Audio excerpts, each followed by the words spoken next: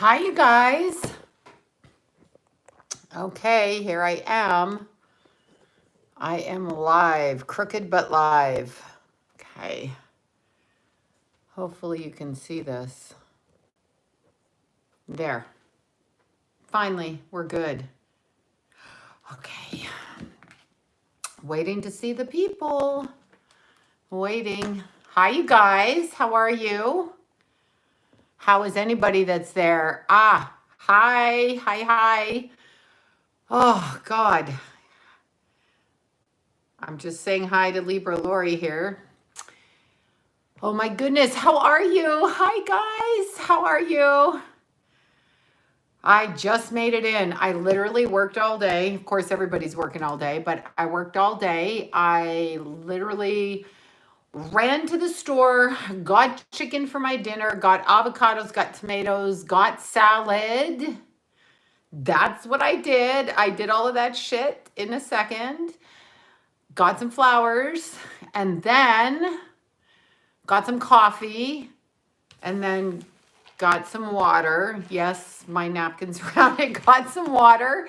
And then happy birthday. And then got, rain this morning. I went up to Santa Clarita and I was about to run and it rained. So I did that. And then I got some other stuff. Oh my God, did a video, did a bunch of stuff all day, just like all day long. I'm making some new oils. We have a new moon on Friday. So I have to reach and grab this. Let me tell you what the new moon is on Friday. Of course, look at me. I'm so like short. I can't sit correctly on this. So I have to get this ridiculous thing right here. Yeah, I'm still wearing workout pants and sit on it. Because I'm that short, okay? All right, I feel short, whatever. Okay, what day is this? This is May. So Friday, we have a new moon. The new moon is at 2 degrees and 5 seconds of Gemini. It is a Gemini. Oh, yeah. Bob Marley was really interesting. I had no intention of doing Bob Marley, although I like Bob Marley. Not a huge fan, not a huge fan. Thank you so much, Addie. Hi. Yeah, I listened to Bob Marley way back in the day. I used to have this waitress friend, this really cute little white girl that was a total Rastafarian girl.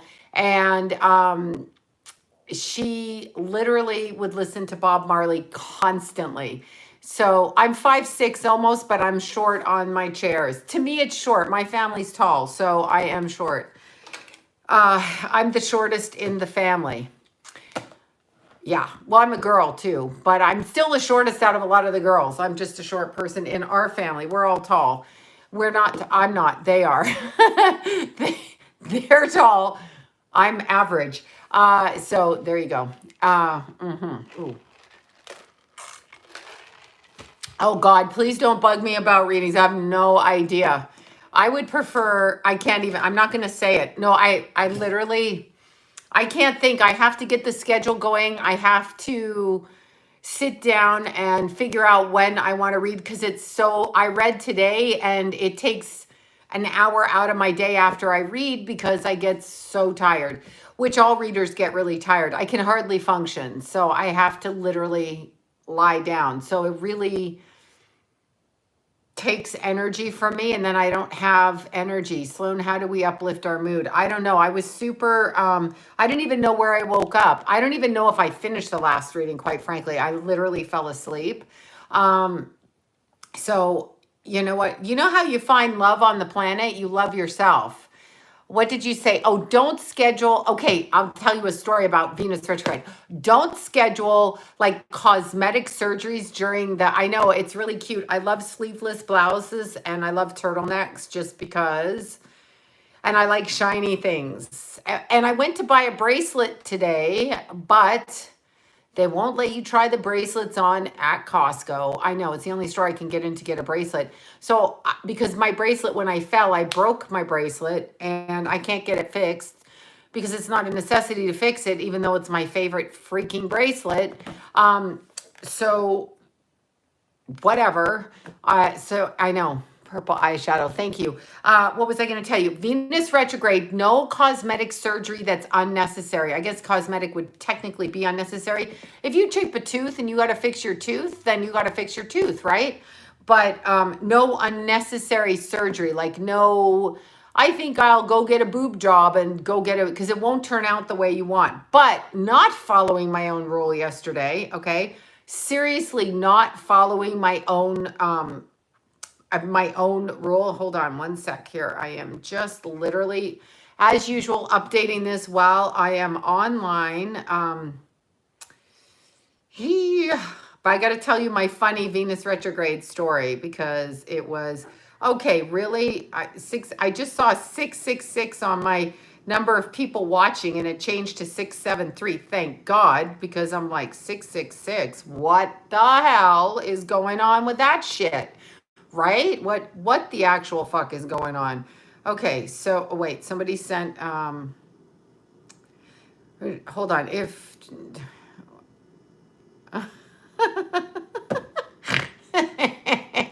sorry, somebody okay. This is going to piss people off. This was just sent to me by my little group of pals. It's Hillary Clinton saying, I'm sorry. It's Mario Lopez, all right? Mario Lopez.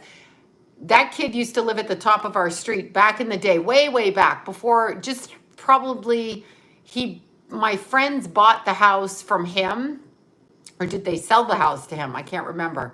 I think they sold their house to him. He bought the house after, so my kids were like 7.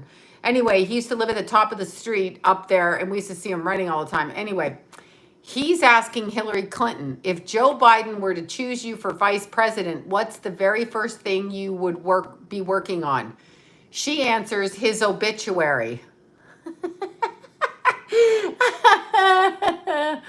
His obituary, get it? Okay, sorry. Funny joke from the girls. That's from Carol, Arlene, Estelle, and that goes on our group chat. And I just found that very funny. All right, that was funny. The other thing that I found funny from these girls was Joe Biden talking to Obama. So Joe Biden says, I went to a petting zoo yesterday, and Obama, shaking his head, says, that was in elementary school, Joe. Yeah, that's right. That's right. That's the fucking shit that they say about I know, I'm like totally weird when I laugh. Anyway, here was my, not Mercury, Venus retrograde story. So, yesterday when I got back from hiking, okay, I was looking at somebody, I'm not going to embarrass them by saying who in case you see them, but anyway, I was trimming their eyebrows, trimming their hair, taking their sideburns here and doing this, but with scissors and a nose thing, right? That's what I was doing. So I literally was like evening up this and I was holding the hair out and cutting into it like this for them along here. And then he says, why don't you just go ahead and cut the back? And I'm thinking, I don't know about that. There's a lot of shit in the back of the hair there because it was like down to here, right? So I'm like, I don't know if I'm comfortable doing that. I don't know. He says, get the clippers. Get the clippers. I get the clippers. And guess what happens? There's a big wad of hair. I fucking cut his hair all wrong with the clippers in the back. So now, he had long hair down to here. And now, okay, it's like, whatever, I've got to go in with the scissors. I know, I fucking did what I said don't do. And he let me do it. Of course, he's not the astrologer. I am, and I know better, and I still did it, right? Oh my God. Thank you, LaRonda. Thank you so much. I absolutely knew better than to do that, but I did that. I fucking did that. Oh, thank you, Texas. Miss Star Daisy. That sounds fun. Yeah, I knew not to cut hair, but I did.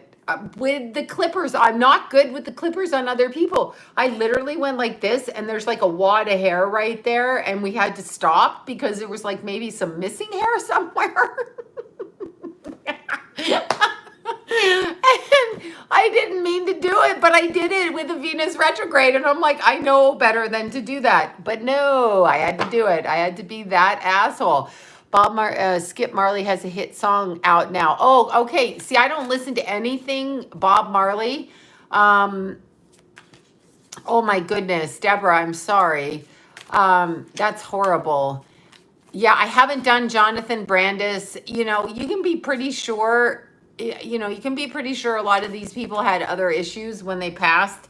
That was not suicide, I'm just going to say. Thank you, guys. Oh my God, you guys are so nice. Thank you. Okay, Susanna. I think you said Susanna, though. Say it better than I say it. Canadians don't really have an accent, and we don't say it. I'm so sorry about that, Deborah. It's fucking horrible. I don't like this planet. I don't like this planet at all. I'm not a fan of the planet. Thank you, April. Oh my God, thank you. I'm not a fan of this planet. I think this planet, when people go on saying, the things that they say, I'm like, you are on planet Earth. You know that, right? Like, no, I did. You have no idea what I did. I cut, like right here, there's like a wad of hair. I got to go in and eat. But see, I'm afraid. I'm afraid to do it because like, I'm afraid. Yeah, I'm just afraid. I'm afraid, literally afraid. Oh, I forgot what I was doing over here. See, on Facebook, they took off my Bob Marley stuff. I mean, they locked it down. They said if you have I don't know, whatever, unlock your something. I forget what they said. Yeah, I forget what they said. Okay. They're all laughing. Okay. Let's just post this. Okay, now we're posting it. Anyway, I went on Facebook. What's happening? I have no idea. I can't look at Tom Hanks anymore. I literally can't look at it. And in fact, I had to say this. So I brought this up on Facebook if you were watching the Facebook last night. But here's the thing. Okay, Facebook jail, exactly. My friend Farley was on Facebook jail. And I asked him what he said, and he mentioned something about Hitler. Yeah, thank God some hair grows back. Are we really sure when I hacked it with the fucking clippers if it's going to grow back? I don't know. Yeah, I can't. Oh, that's good. Yeah, I can't. I'm not wearing them. Hear me clearly. I'm not wearing them. I know 999, it was 666. The little Satanists are out. By the way, the veil is so thin, they literally are trying to fuck with us, but I'm not going to be fucked with. Okay. So you can try to fuck with me all you want. I'm not going to be fucked with. So thank you, Katie. Katie KO'd. Okay. Yeah, I did I can't comment on your Facebook lives. Yeah, I have no idea how to stop them. They blocked the Bob Marley thing saying I have to change my settings. Hello, you jackasses. Facebook's just a bunch of fuckers. They just do shit to fuck with people. But here's what our beach rules were this week. Our beach rules were, let's see, I was in Facebook jail for calling a girl and I swear all over Facebook. I cannot believe they don't throw me in jail. I was just watching a thing on The Simpsons, or was it Family Guy? It might have been Family Guy, where they talk about Family Guy. This is like 8 years ago, and they talk about Family Guy and they won't get the vaccine. They're talking about Jenny McCarthy, the vaxxers, and then, whatever the little kid's name is, he gives everybody the mumps and they're not going to vaccinate them and blah, blah, blah. They got it all out there. The whole town is quarantined until they get the vaccine, and they'll let you out when the vaccine comes out. What is that? What is that, right? Fuck that. Thank you. Hold on. Lawsuit. I know. I was wondering about suing the government.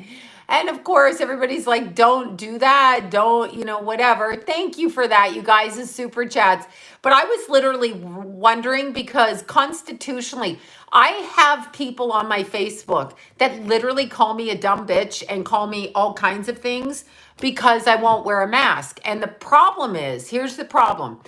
What I don't understand is I'm not sick, and you're not going to arbitrarily tell me, why do you never light your candles? Because I'm afraid of setting fire to myself, actually. I forget to blow them out, and then I could burn down the whole place, right? No, I get called everything. I get told I'm selfish. I get told you should see the shit I get told. But here's the thing. I'm really, truly not sick. Look at me. I don't have a fever. This is how they're going to check you when you go into a building. Do you have a fever? I don't have a fever. I'm not wearing a mask outside. I'm just not doing it. I'm sorry. I'm not doing it. I'm an asshole and I'm not doing it. I'm rebellious and I'm not doing it. I am not sick. I'm going to say it again. I am not sick. And they want to bully you. You have to now, luckily for me and a lot of my friends out there, okay, which I won't mention their names unless they tell me I can mention their names. A lot of my friends grew up being bullied. I was severely bullied as a child in school, weirdly bullied, okay, literally weirdly bullied. Chased home with snowballs every day, caught on the ground, ice balls in the face, skirt ripped up, underwear ripped off, shit like that my whole childhood in our school in Toronto. Anyway, all of that aside, if you're going to bully me, you best tell me why your opinion is better than mine. You can wear your mask if you want to. That is your choice, but I don't have to. I'm not sick. I'm not sick. So unless you can prove I'm sick and I'm not, then you need to shut up. I don't have any kind of carrying anything, okay? Yeah, exactly. I'm not having it. And I'm sorry that you think I'm a see you next Tuesday because I won't wear it, but I'm literally a see you next Tuesday and I'm not wearing it. Call me whatever you want. Humiliate me, shame me, tell me whatever you want. I'm not taking the vaccine and I'm not wearing a mask. I'm just saying. I'm just not doing it. Not doing it. I'm not sick, nor am I scared. Now, this is the other part of this component. The whole thing that people, and I said this yesterday, where are the gangbangers in my neighborhood? Like, they're not out causing trouble. So they're actually afraid of, I know they're waiting for a crotch 19 cure, but they don't have a cure for anything on this planet. And anyway, if you die, you die. Who cares? I don't know. Yeah, I don't know. I mean, I don't care if I die. I'm sorry, I don't. I'm so surprised that people are afraid to die as if they have the right to live forever and fix everything, as if that's the point of the planet. Do people not know the point of the planet, really? The point of the planet is to live and to express yourself and live in the moment as you're here, not to run around afraid of being dead because you catch something. And who says if you catch it, you're going to die? You realize it's 0.0%, 0.01% of people under 60, right? Now, no, nobody, I mean, you're good. I'm excited to die. I mean, I have a rule with John and he will tell you this. Literally, I've told this near-death story, had a surgery done a couple of years ago, okay? So how old was I? 46, I think. Had a surgery done. And now before I go in for any surgery, if you have to put me on life support, I say don't do it, okay? Even if I'm 20, I said don't do it. I'm not interested in staying alive for anybody else on this planet. I'm really not. Sorry, selfish bitch here. I'm just not. I don't want to be here to begin with. But since I am here, I'm treating myself the best I can and trying to live up to why I chose to come here. Personally, I think like the Gnostics, I was pulled onto this planet by some evil scheme. Okay, whatever. This is how I choose to see it. I choose to see it as like I was kidnapped and brought down here. But say I chose to come down here. Okay, I'm rebelling against that too. So what I said to John is, if I have an issue after surgery, don't resuscitate me. Even if I'm young, don't do it. That's been our thing. And I'm very adamant about that. I'm literally that way. Now, I went in for the surgery, and when he came into the recovery room, I was sitting there and I saw him and we were talking. And he had this like weird look on his face. And suddenly I felt my heart go click, click, like a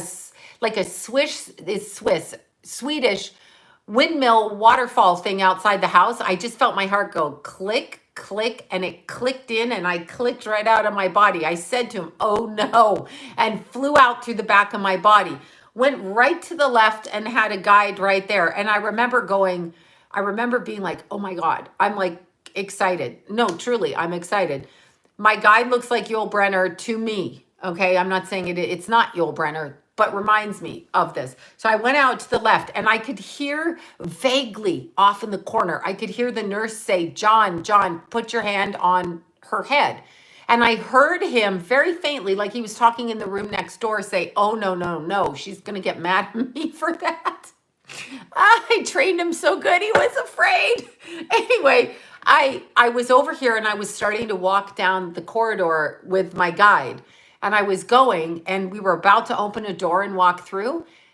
And suddenly he puts his hand on my forehead and I sucked right into my body like a vacuum cleaner, just like right in. I woke up, I went, you fucking asshole. And the nurse started laughing, going, you weren't kidding. But that's true. I mean, like, don't resuscitate me. I'm not going on a respirator. I'm not doing that. Don't fucking do it. I don't need to be alive that long.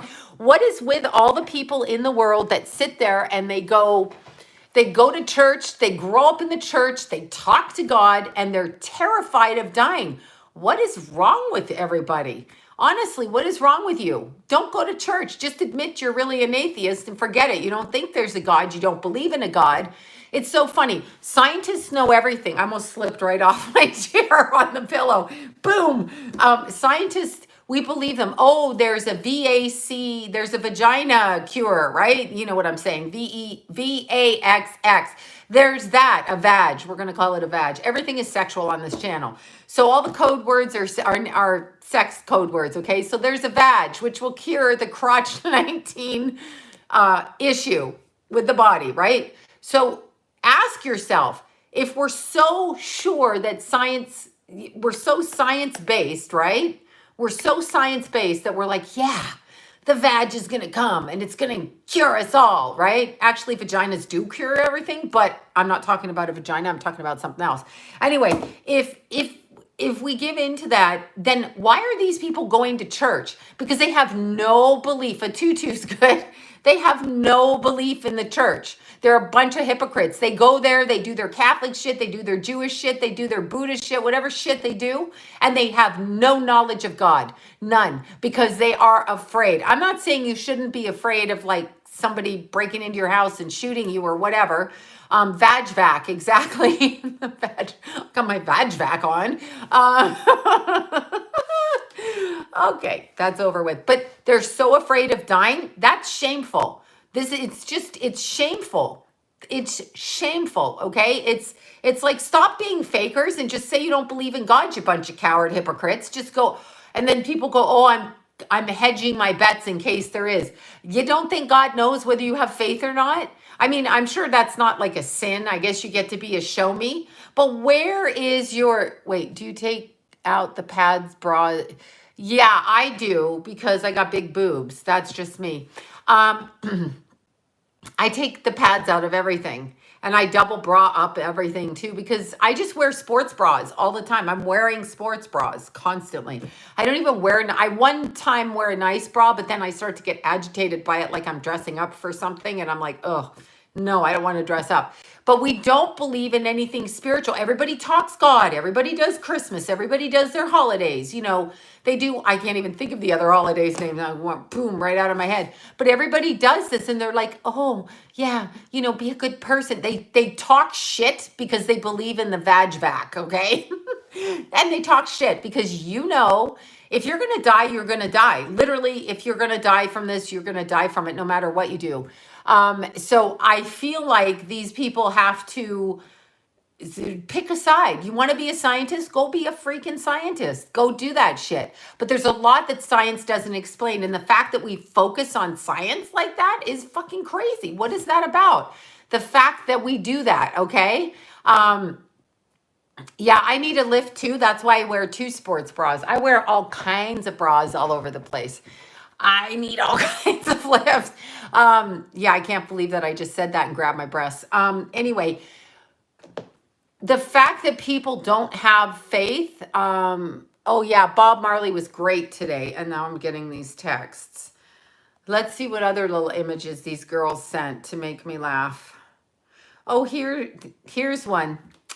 It's Dr. Fauci, Dr. Anthony Fuckface Fauci. Okay. Anyway, he says lockdown is the only way to keep you safe. And he's talking to Jeffrey Epstein, who says, really? Yeah. Right? Okay. Yes. So what is going on right now? So beaches in California were open. Okay. Beaches were open. Awesome. Beaches were open, but we had rules. I talked about it on Facebook. The rules were, now, if you've ever been around a narcissist, I'm going to use the word narcissist because what happens with energy? We have human bodies, obviously. Here we are in our human bodies. Human beings are unique to the planet Earth. There are lots of other entities on Earth. There always has been, okay? There always has been tons of entities that are not human. They do not have our energy pattern. They do not have the fire of our soul. They don't have the rhythm, the creativity, any of that. And they envy us. And I'm not joking you. I'm dead serious. We have an energy and we are on this planet. It's quite a unique planet, but there's other kinds of things. The body is a shell, okay? The body is a shell. So the body is like a cushion cover. You can fill the cushion cover with all kinds of things. It doesn't have to be down. It doesn't have to be anything, right? You can fill it with all kinds of things. So a cushion cover can have dog shit in it. It can have feathers. It can have yummy, comfortable cotton. It could have jelly beans. It could have all kinds of things, right? He has a ferret face. It could have all of these things. So a human body can be taken over before even a soul can get in. There's fights to get on the planet. There's energy that comes in. And it absolutely can happen. Now, let me tell you what's going on with the face coverings. Look at this. We sit there and we tell people in the Middle East not to do this. What's this? Oh, yeah. Let me just go with a napkin outside. Let me do that because that's going to stop fucking everything, you bunch of morons. I can't stand it. I can't stand stupidity. I won't. And if I hear people, and one of my friends was like, I wear my mask in my car and you people make fun of me. Yeah, that's right. I'm going to make fun of you. You know why I'm going to make fun of you? I'm not going to make fun of you personally. I'm not going to make fun of you personally, but I'm going to think that you're an idiot in my head and go, what a loser, because you're in your car. You better wear your mask in your bed too, by yourself, because you're in your bed by yourself. You better put your condom on too. And for you women, put on whatever women use as women who sleep with women, whatever kind of contraceptive they use that. Put it on because you're by yourself. So put your condom on and your mask in bed and go to town. I mean, seriously. Okay, anyway. So the energy on the planet. Now, the face coverings, okay? First of all, the face coverings cover the mouth and the nose. So we're talking about the communication chakras in the body. We are being covered, right?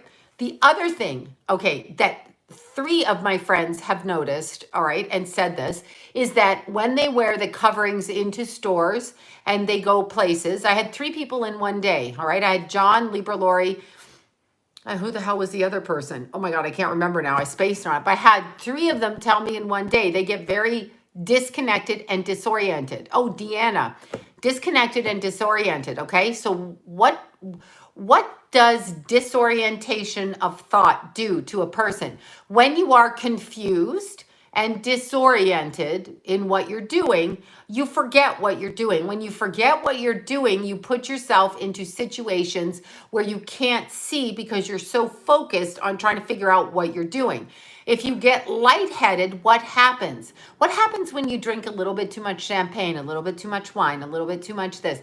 You get disoriented. When you get disoriented, something can slip in, attach itself, connect itself energetically to you. So what are they doing now? They are covering and we are getting disoriented. We are breathing back and forth. We are getting lightheaded. And then we can be attached to, okay? We can be attached to things can attach to us. When a woman gives birth to a baby's body, the soul of said soon-to-be baby hangs out around the body, okay? But not in the body, not in the vessel growing inside. And there are sometimes fights And sometimes kids come in with other energies and things attached to them. And I can always remember my Jason saying when he was younger, he'd come in and say there's disincarnate souls. They didn't have any souls in those bodies. He would be able to see that they don't have any souls. And I used to see the demons as a child, which made everybody think I'm crazy. Here's what happens when you believe, actually, if they call you crazy Christians if you believe in God, which is a bunch of bullshit, because I'm supposed to respect everybody else's religion, but you can't respect mine. We can't say Christmas tree, but I got to say whatever and whatever and whatever, different religion, okay? However, all right, seriously, there are demonic or alien or unusual beings that come into soul. And I used to see them. They used to shapeshift in front of my face when I was little. I would literally be staring at somebody like, that's not a person in there. And I would look at them and I would see something come out of them. It happens. It's like, parasitic energy forces that feed off a human being. Human beings are illuminated, bright, beautiful, on fire, amazing, exciting. And these, wherever they come from in the barnacle world, think of barnacles under a boat. A boat pulls into the dock, and there's a bunch of barnacles underneath, okay? Some may be cute, some may look okay, but they're fucking barnacles. They need to hook on to the energy to get into the shore. So, it did scare me. Yeah, I used to be, I shouldn't even say this, when I was a teenager, if I was out, with a guy messing around and I would sit back, because remember, they come, psychic people get a lot of barnacles, a lot of vampires in their life that want to contain and squash their energy. To which I reply a big fuck you to that. Especially like in relationships, because we're taught to have relationships and they want to consume you, control you, and tell you that you're nothing without them. When I find actually, truthfully, women, and I'm not being offensive again, but I am, women, we don't really need men. We can actually do everything ourselves, minus the sperm for the babies. But we actually don't, there's nothing a man can give me that I can't do myself. So if a man's going to be in my life, he better be intelligent and he better be able to offer me something that I can't do myself, which is a connection in a truthful level on a soul level. That's what he better be able to do. I don't care to play games, serve him dinner, do shit. I don't care to do that. That's not what I'm here to fucking do. And a lot of them take it for granted, like they're special and you should do it because you want their attention, because all these men have all these girls out there. They don't really have all these girls out there because women are getting smarter and we don't need it. We don't need it. So we can choose it, but we don't need it. My point being, what the hell was my point? I just went off on a sperm bank. I don't know that I go to a sperm bank. I used to have a friend, I'm not saying his name, beautiful young man, very well connected in Hollywood, very much a meth addict, but kind of casual meth addict until he became a rockin' meth addict. And he would donate sperm constantly. Beautiful babies, super smart, but those babies may have addiction issues is what I will say. That's what I'm thinking. So those babies may have a lot of addiction issues. That's why I wouldn't go to a sperm bank, because you don't know what the fuck they're saying there. Because I doubt they said he wrote things like, healthy family, healthy this. Well, I knew his family history and I was like, well, that ain't really the truth, but if you want to go there. He was super smart and he was on his way to becoming hugely famous, actually, and he got sideswiped by drugs. What was interesting is he told me all about Will Smith back then. He told me all kinds of things I never wanted to know from inside the gay community. So I was like, wow, he told me about weekends, party favors and things. And he did some movies with some very famous people, but I'm not going to say who it is, for his privacy. But anyway, he donated a lot. And thinking back on it, if you got that sperm, you'd have a really, really cute baby. Beautiful. No, he's not dead. Beautiful baby. His family would have told me if he had passed.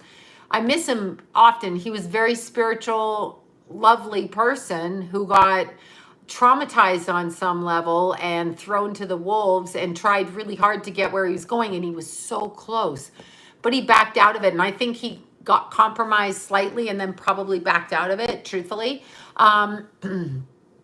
But he told me a lot about what was going on, and he was in some major movies. So he was climbing the ladder. He was also doing a lot of weekend sex and fucking around with these movie studio heads and their boyfriends, one of them being Will Smith, etc., etc., etc. Like, it's too bad on Earth we can't just like get accomplished because we're not giving blowjobs. Like, anyway, when you ask about the demons in the bodies, when I was younger, I'd be messing around with guys. That's why I went off the tangent. I'd be messing around with the guys, be making out with one, and I'd be like, get out. They'd be like, what? I'd be like, get out. And I'm like, I can see you, get out. And I wouldn't talk to them again. That's it, done, gone, get out, literally. I mean, I'd be 15, 16, 17, out you go, out you go. No, he wasn't. He's a white guy, a white kid. But you can see them in people because they take over. Now, here's another thing. A lot of addiction. Here's the problem with addiction, okay? The problem with addiction. Addiction is fine if you want to be addicted. No, it wasn't Tom Cruise. Addiction. Tom Cruise is still working, but addiction is fine in a sense. Like, if you want to tune out, understand addiction is because you refuse to see reality. If you have an addiction, you are refusing to see what is in front of you because your ego or your pride or your trauma will not allow you to see it. It's very easy to clear an addiction. It's so easy to clear an addiction that I cannot understand. Well, I guess they don't want to, but here's how you clear it. For 21 days, you raise your energy in a different direction. So if you smoke crack and you have a craving for crack, let's just say, because I've been called a crack addict this week on more than one occasion. And we all know I'm a crack smoker. Actually, I drink a lot of Starbucks. I could be a crack drinker. But go with crack smoking if we must.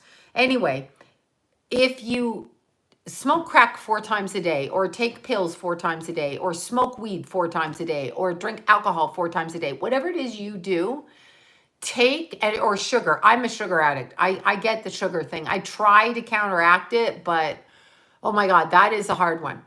Take one of your days, one of your rituals, and switch it. Understand, our brains are wired for repetitive pleasure, okay? Like repetitive pleasure. So when you have an addiction, you are getting something from it. So you have to take that addiction and turn it in a different direction. You do that for 21 days. You say, I am sober now. I am sober now. I am sober now. And you switch it with a behavior, a different behavior. Whatever the behavior is, cut your stuff down. One thing at a time. Cut it down. One serving. If you eat 5 cookies a day, eat 4. Cut it down in that 21-day period. You will raise your vibration because it's not about actually your brain. I know they say it is, but that's the science part again, okay? So we have the brain, the science part. It's energetically, it's connected to, okay, opiate addict. Okay, so addict, opiate addict here. Okay, so cut out a serving. Time you take it. I don't know if you mean you shoot up or you take Oxycontin or whatever it is. You have to break the pills in half. For opiates, let's say you're taking, I don't even know what the milligrams is of this, but this is how I weaned myself off of clonazepam when I had my major mental breakdowns in the middle of, my kid's whole life. Complete breakdowns. I tried to quit the clonazepam cold turkey. Didn't happen. So what I did is I took a 4-month period of time. This was so the medicine wouldn't give me a stroke. I cut it into, let's say, I don't know, I was taking a shitload of it and I still couldn't sleep. My anxiety was so fucked, okay? So fucked. But I would sleep, but I wouldn't sleep. I would cut it into 4 and I would take all but a piece for like 4 months. Then I would cut it into half, do that. Took me a year and a bit to get off it, but I did it. I took the medicine because and I'm going to say this again with mental illness to everybody out there. And it's from my personal life experience. So don't go against me and tell me that I'm crazy because I lived it. I understand it from my perspective. What I did is when I needed the psych meds, I took them. because I didn't sleep in 3 months and I was having what they call a psychotic break, which has happened many, many times in my life. I've been in many hospitals, many institutions, all of that. And I'm not afraid of it. And I'm sober and you can do it. And I'm not sober because I can't be sober. I'm sober because I see things now and I don't have mental problems. I see it. You want to be a dick. I can see that you're a dick. You want to be rude. You want to be violent. You want to ignore shit. You want to be a rapist. You want to be a burglar, whatever. I see you as you are. And I'm very aware of it. So I'm okay with it. That's why I don't have mental illness anymore. It's when you try to go under the belief that everybody thinks like you. People have to stop doing that. We are all different. People do not think like everybody. Some people think it's okay to be 400 pounds. They think it's okay to eat like that till they're just stuffing food in their mouth. They don't have any problem with not exercising or keeping their body in shape. Some people huff gasoline, think it's okay to pull up to a car and like sniff gasoline. Some people think it's okay to rape people. Some people think it's okay to not feed their baby and go like shoot up the crack pipe or whatever they're smoke the crack pipe. People choose things. But here's what I will say to you, okay? Here's what I will say. And I've said this. I have a couple of friends that were raised by very addictive parents. And I think, like serious drug addict parents. And I will say to you, you really fuck your kids up when you do drugs. You really fuck them up. You make those kids unable to bond. You take their security, which kids are insecure anyway because they're on this planet. But when you're a drug addict and you're not stable emotionally, you fuck your children up. You fuck your children up. You should be ashamed of yourself for doing it when you have kids. And it's not out of your control. That's a bunch of BS. It is not. I'm not saying sometimes you might not fall off the wagon, but if you're an alcoholic, what you are is you are angry and you are trying to stuff it down with alcohol. If you're smoking meth or crack the whole time you're raising kids, you should not have custody of those kids and you should not give them to your relatives because your relatives are the one that's created your trauma and you're handing them back to the people that created your trauma to cause more trauma. Duh. So I don't get it. You really fuck people up with your addictions. I know anger comes from hurt, but that's no excuse when you have children. Alcoholism is one of the most disgusting things, yet we don't stop people from drinking. We don't stop it. We let them drink. We let them drink and drive. We have liquor stores open right now. Why are the liquor stores open? Encouraging you to get drunk. Alcoholism is disgusting. Alcoholics lie. They're gross. And they can be working alcoholics, they can be all kinds of things, but they are not good people because they continue to avoid their feelings, which is cowardice, with their alcoholism. I'm sorry, I go against the whole drug thing. I know people want me. Do you see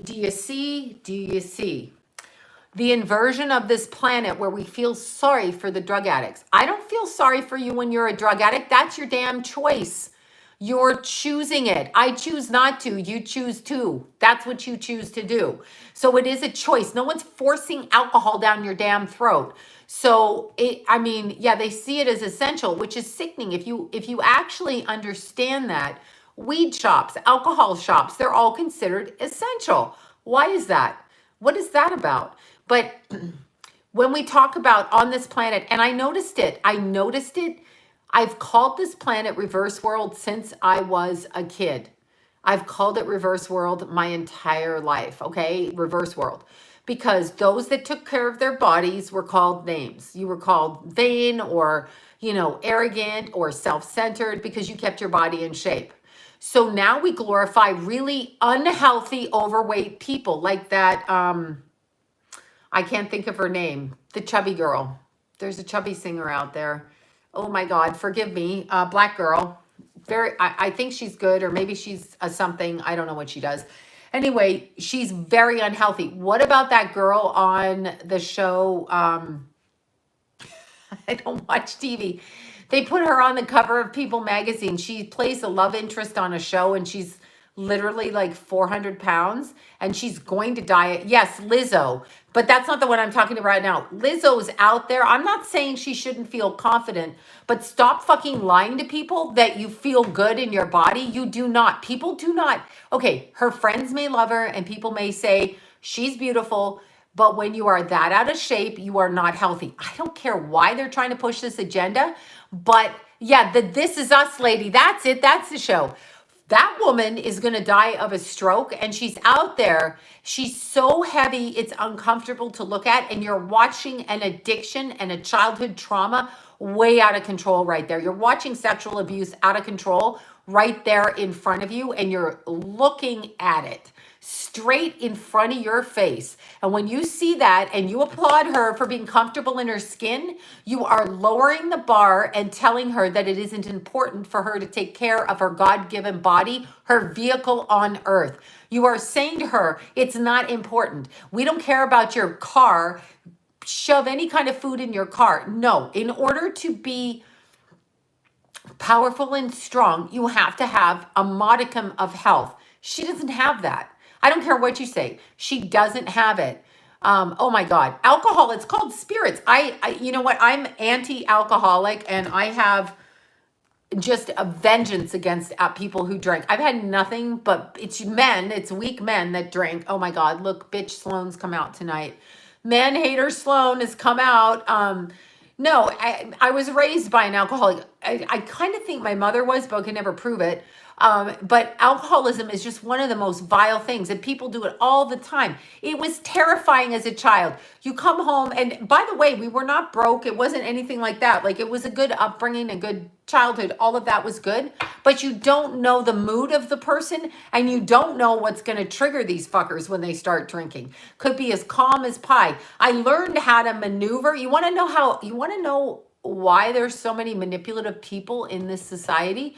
Because they grow up with addicts in their house, and in order to survive an addict, you have to manipulate, or you're going to get your ass beat and kicked and chased and screamed at and ignored and punched and everything. So you have to, or left on this corner, or not fed.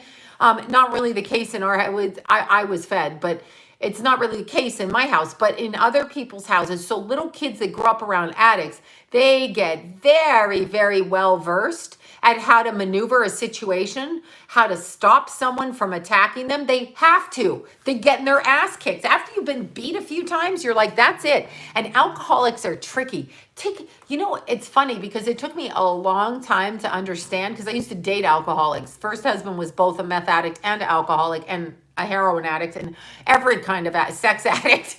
And oh my God. And he wore my underwear. All right. I said that out loud. Okay. So I'll probably get sued now when I say that. But having said that, that's what he was. But see, the combination of all those drugs was an issue he had in himself. When people do that and they expect you to maneuver around their caustic and toxic emotions, they're fucked up. They'll come in, they can't have relationships. They can't, because they can't stay connected. They're not authentic. When you're high, you're not authentic. When you're drunk, you're not authentic. You are disconnected. So what alcohol does, alcoholics are such bad fucking liars. I hate them. And in fact, yeah, I choose not to be around it. When people start drinking or they have to drink, I'm like, I didn't realize the amount of bullshit I put up with from people who would drink, sit on their fucking lazy asses, sit on their bad, exactly. Yes, John loved the cocaine. Absolutely. I know, he hates when I say this. Oh, cocaine addicts are disgusting. And they're fucking arrogant. I call them Johnny Feelgood. They're like, hey. They're like that Saturday Night Live character in like all the white pimped out outfit. And they're like, hey. They're those people. Anybody that has to take drugs or drink is not connected to what is happening in their life. So if they can't connect directly to what's happening in front of them, right, literally in front of them, like let's say they got to pay a gas bill. Let's say they got to take kids to school. Let's say they're a functioning alcoholic. Okay, let's say they function. Like my dad was a functioning working alcoholic, kind of like in the Mad Men time where they all of those businessmen went out drinking like that. Which is functioning. They're earning a good living. You've got summer houses. You're going to private school. You've got good clothes. You've got braces. You've got glasses. I mean, there's food on the table. There's parties all the time. All of that. So let's say you grew up in a house like that. The person is still not connected to what's going on in front of them, which means they're stopping their soul growth. Now, I'm not talking about moderation. If you want to have a glass of wine, if you want to do this, whatever. I'm not talking about that. Smoke a joint. I'm not talking about that. I'm talking about people that literally have to drink all the time. I do think that there's an element of OCD or compulsion with it at the same time. Ritualistic compulsion out of boredom. Like if I've got to go to the liquor store, I'm speaking of Canada, we had to go to the liquor store. We had beer liquor stores. I mean, they weren't sold in the restaurants, at least when I was at restaurants. Grocery stores when I was growing up. The cocaine addicts, they're always going to the dealer in the middle of the night. They don't sleep, so they have to learn how to sleep. They have to keep their energy up. It's all of these things. It's a repetitive cycle not to feel. But you're not going to evolve spiritually until you choose to feel. Like we all have to feel. And once you learn, why won't people, yes, okay, that's good. Reiki's good to remove attachments. So good. Why won't people just get comfortable with feeling? Why won't they get, what is wrong with feeling anger? What is wrong with feeling sadness? What is wrong with feeling happiness? What is wrong? Why do you feel you're entitled to not, like, who said when you came on the planet, I want to know who said this, when you come on the planet that you're supposed to be happy 24/7? Who said that?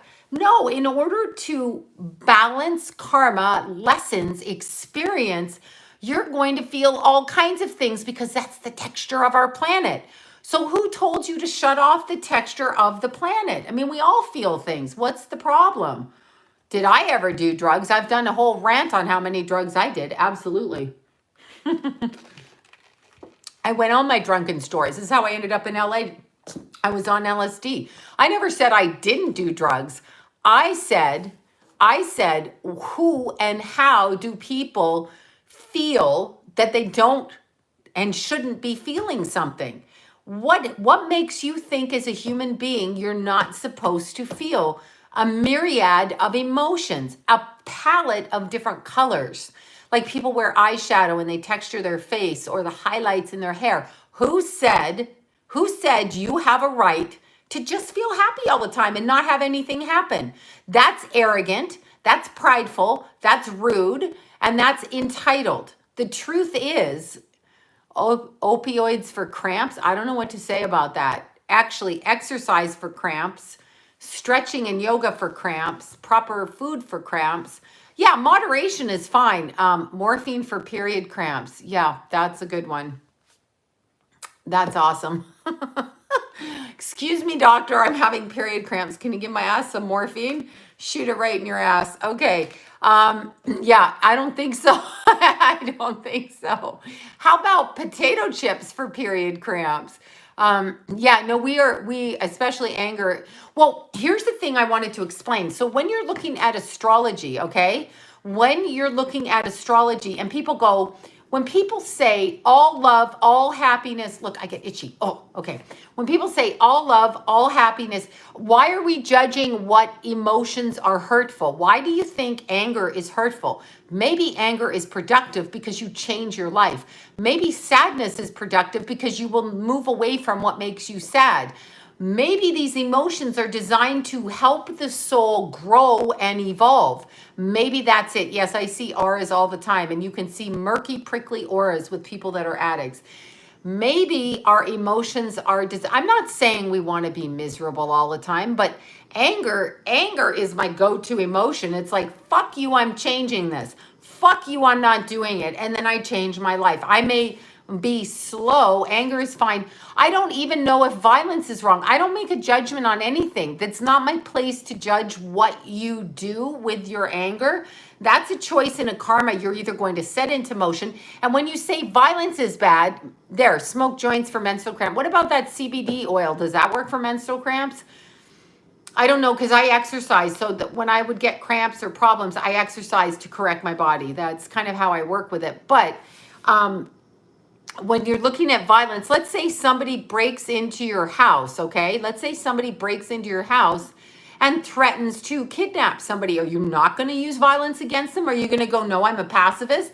No, You got to take care of yourself. So that would be a violent act that you would be doing in self-defense. Is that bad? I don't agree with it. I don't think that violence is bad. It depends what you're doing. It really depends what you're doing. This planet does not denote just being a pacifist. Pacifists get murdered, okay? Martin Luther King by Jesse Jackson or whatever, is it Jesse Jackson? Yeah. All of that. Al Sharpton, all of them took him out, okay? So anger, it depends. If you're being overthrown by a dictatorship, I cannot believe wait, 5-hour energy is good for cramps with lots of B5 and eating salmon.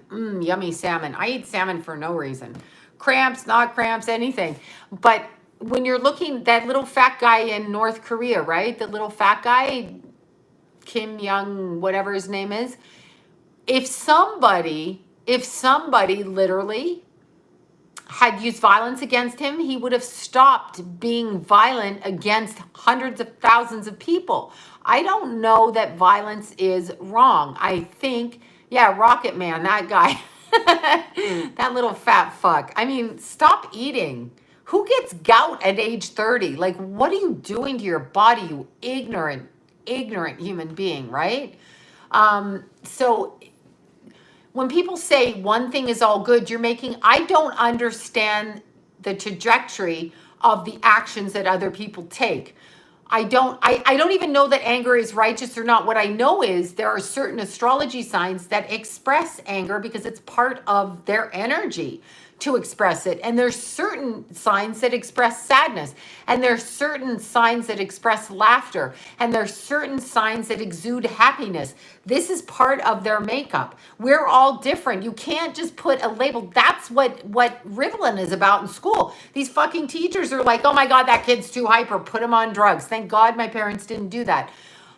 Thank God, because I could not sit still in a chair. But that's just who I am. Why do you want to squash who I am? Because I don't do what you've decided is correct.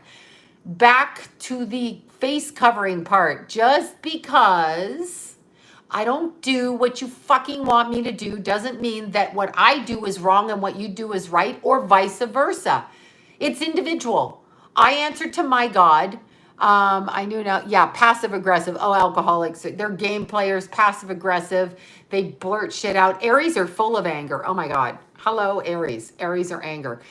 Different auric colors mean different things, so it depends. Our auric field changes daily, so if we were to get an illness, a cold or a flu or whatever, or the crotch 19, which is another word for the flu, more contagious. This is what I keep hearing. It's more contagious. And I'm like, and yet you don't have it. And yet you don't have it. Let me tell you a story, okay? Here's the story. So I saw on Facebook this really sad thing about this guy in Beverly Hills that ran a very famous restaurant, or was the manager of it. I didn't know him personally. And they're saying that he died of the crotch 19. And so they said this, right? 77. And people were sad about it because they'd known him all their lives, which I totally get being sad about. And it's very sad that he died. He went to St. Joe's in Burbank. So St. Joe's is the same place that took in John Ritter. Didn't realize he had a torn aortic valve. Alan Thicke, same thing. We just forgot about the brain hemorrhage. You know, all of that shit, right? St. Joe's, I don't know. I don't know if St. Joe's is a good place to go when you have these illnesses.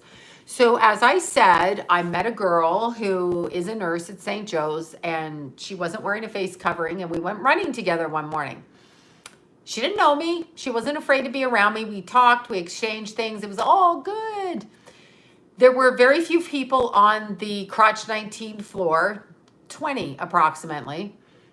Okay, and then I talked to somebody else that said the same thing, and I know several people that went into the emergency room in that hospital during this whole outbreak, and there were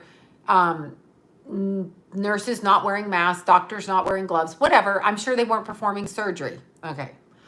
All of that is fine. This guy is also friends with one of my good friends, so I asked her what happened to him because I wanted a true story. She talked to the spouse of this person, and this is how it was recited to me. He had a massive tooth infection, probably like a root canal kind of pain, which is horrifying from hell when your tooth blows, right? Horrifying. He went to the emergency room because the dental office was not there. Somebody's calling me. Somebody from Beaumont, Texas called me. Thank you, not answering.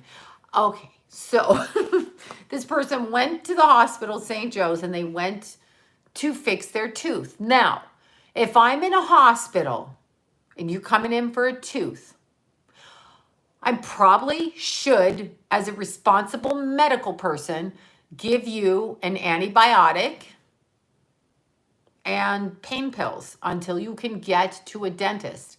And I should find a dentist for you to get to if your dentist is closed. I'm just thinking. No, they admitted him and left him in there for 2 months. Now, you know this man because he was well-to-do probably in the neighborhood.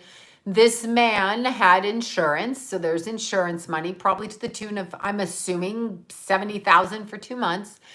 Respirator was involved for the tooth infection, which they said then gave him the crotch 19. So respirator's $39,000. Oh, and the diagnosis is $13,000. That's over $100,000. Got to keep that hospital moving. Don't go to the hospitals, okay? Don't go to them. Go to urgent care. Take care of yourself. If you have a massive tooth infection, I guess go to an urgent care. Stock up on your meds now. Stock up on pain pills now. Go to an urgent care. Get them to take care of you. Have your relatives specifically speak for you. Don't get tested for something that you don't want to get tested for. Don't do that. Probably yeah, exactly, for 2 months. So do I know if he really died from that? No, because I wasn't there and I'm not his family member, but that's what they said. But he went in for a tooth infection, okay? And we're talking, I can't even. Anyway, you get my point. So he was an older gentleman. He probably thought he was going to go. I know my friend took her dad into the same hospital to get his diabetes medicine and his blood pressure medicine, only she went in with him and then they sent her out. But she was there to go back and pick him up and there to take him out. So she made her presence very clear in that case. And I don't know if this man's spouse did or not. I'm not sure. So, you know, I don't know the way the outcome. Now, I wanted to repeat this and I wrote this down. Oh my God, where did now I forgot.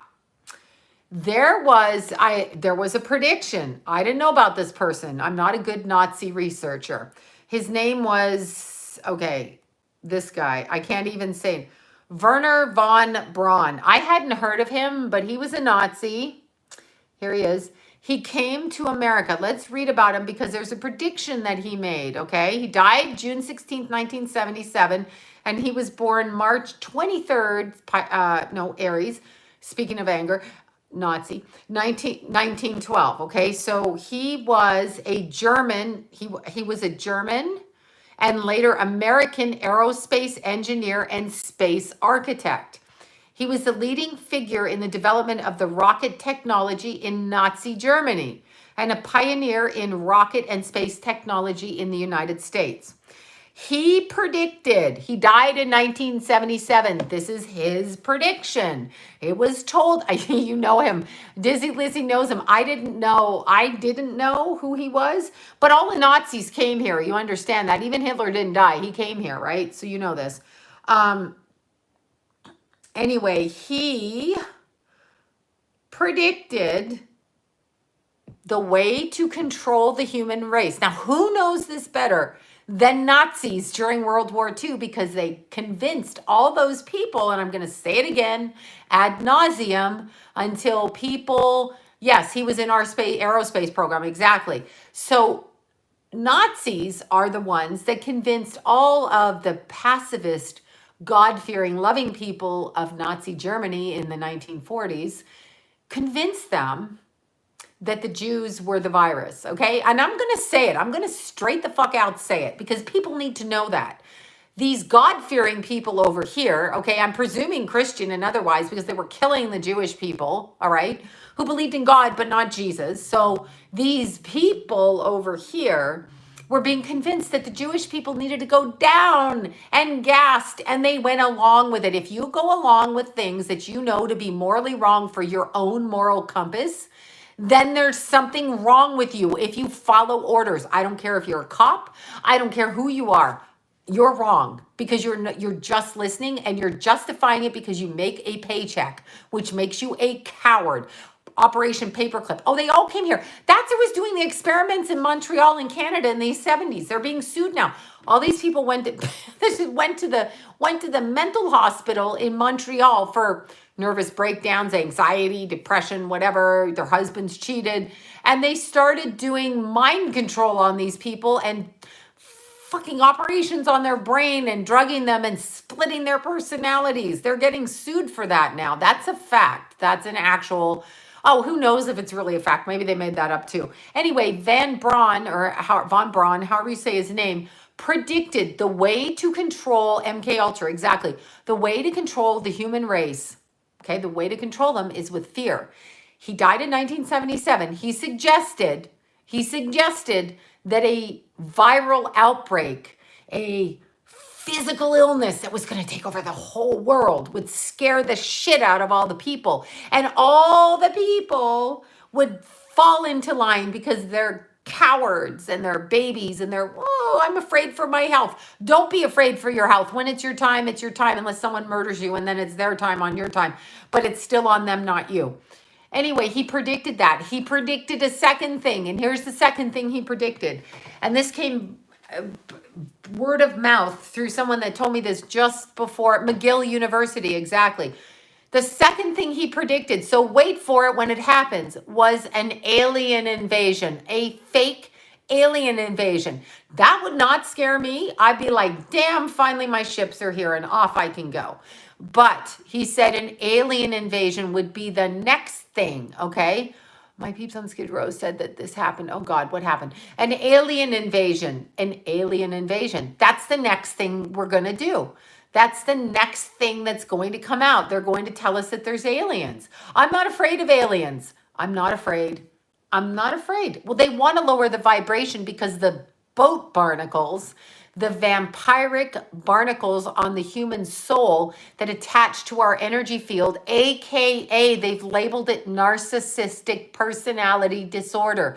Those people with no personality, no gifts, no nothing. These people that have to suck the life out of people, listening to them talk, spying on them on all the social media shit, doing all of that shit to make sure that they can live vicariously through them, making up stories about what they've done in their life, making up stories.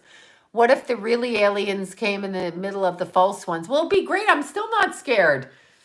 I know Earth is pretty ghetto, isn't it? Like we're in a fucking trash can ghetto planet. People are like, oh, it's so great. I'm like, are you fucking crazy? Are you bad shit crazy? It's not great. It's ridiculous, this planet. It's ridiculous. I know, it's just ridiculous. But I refuse because as much as the people are who are afraid, your fear does not get to decide what I do with my life. Your addiction does not get to decide what I do with my life. Your pathetic fear of a whatever it is you're afraid of does not determine my actions. You get to do you and I get to do me. You can call me pathetic and right back at you. Mirror right in the face. So here's what we need to do with people that are bullies, because this is the next thing that's going. I live with a hoarder. Please help. Okay, so I'm going to tell you a story about a hoarder since you asked. Hoarder stories. So a friend of mine lost a child, okay? And they became very traumatized from this. They had a tendency towards hoarding to begin with, but not huge hoarding. After that, they carried around with them so many possessions in their car, in their suitcases, in their purses, in their everything, that it became quite amusing to see this mass of things that they carried with them.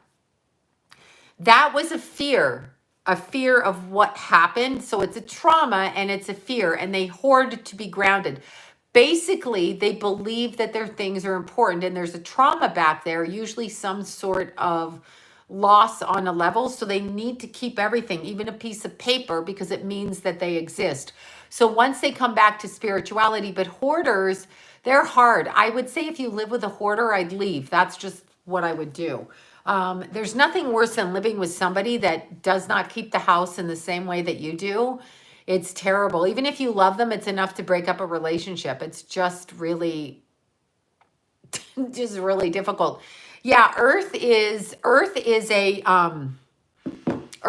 going to call us ghetto Earth, okay? So we're ghetto Earth warriors. I'm a ghetto girl, so ghetto Earth. Ghetto Earth warriors, that's what we are, because it is this stuff that's going on here. People are screaming at you out of fear, and people go, oh, but they're afraid. I can't help it if you're afraid. That is your problem. Your problem cannot encroach on my life. We have done this with addicts. We give addicts all the leniency on the planet. We open liquor stores for them. Where's the fucking health food gym places open for the people who don't abuse their bodies? Why is only the abusive things open? What about gyms? You don't think there's a lineup in the fucking liquor store for the wine? There's probably a lineup every night. What about the meth store? I mean, the weed store, whatever it is. What about that? What about opening the gyms? What about opening recreation areas for people who want to take care of themselves? No, drive-through booze. Oh, that's fabulous. Yes, let me go. Yeah, and drive-throughs are dangerous enough. Drive-through booze is bad enough, right? Oh my God.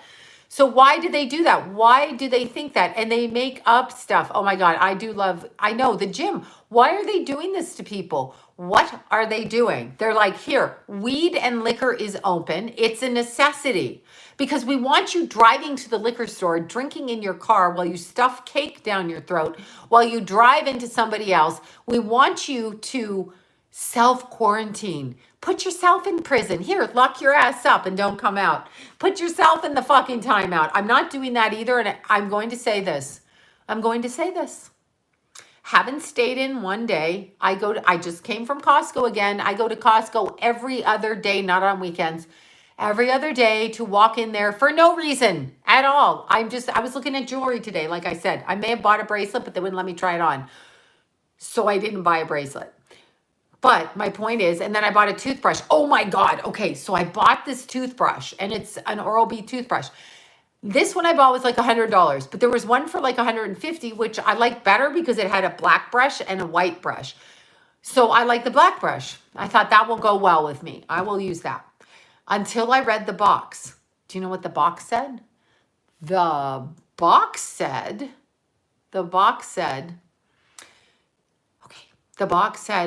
Bluetooth accessorized.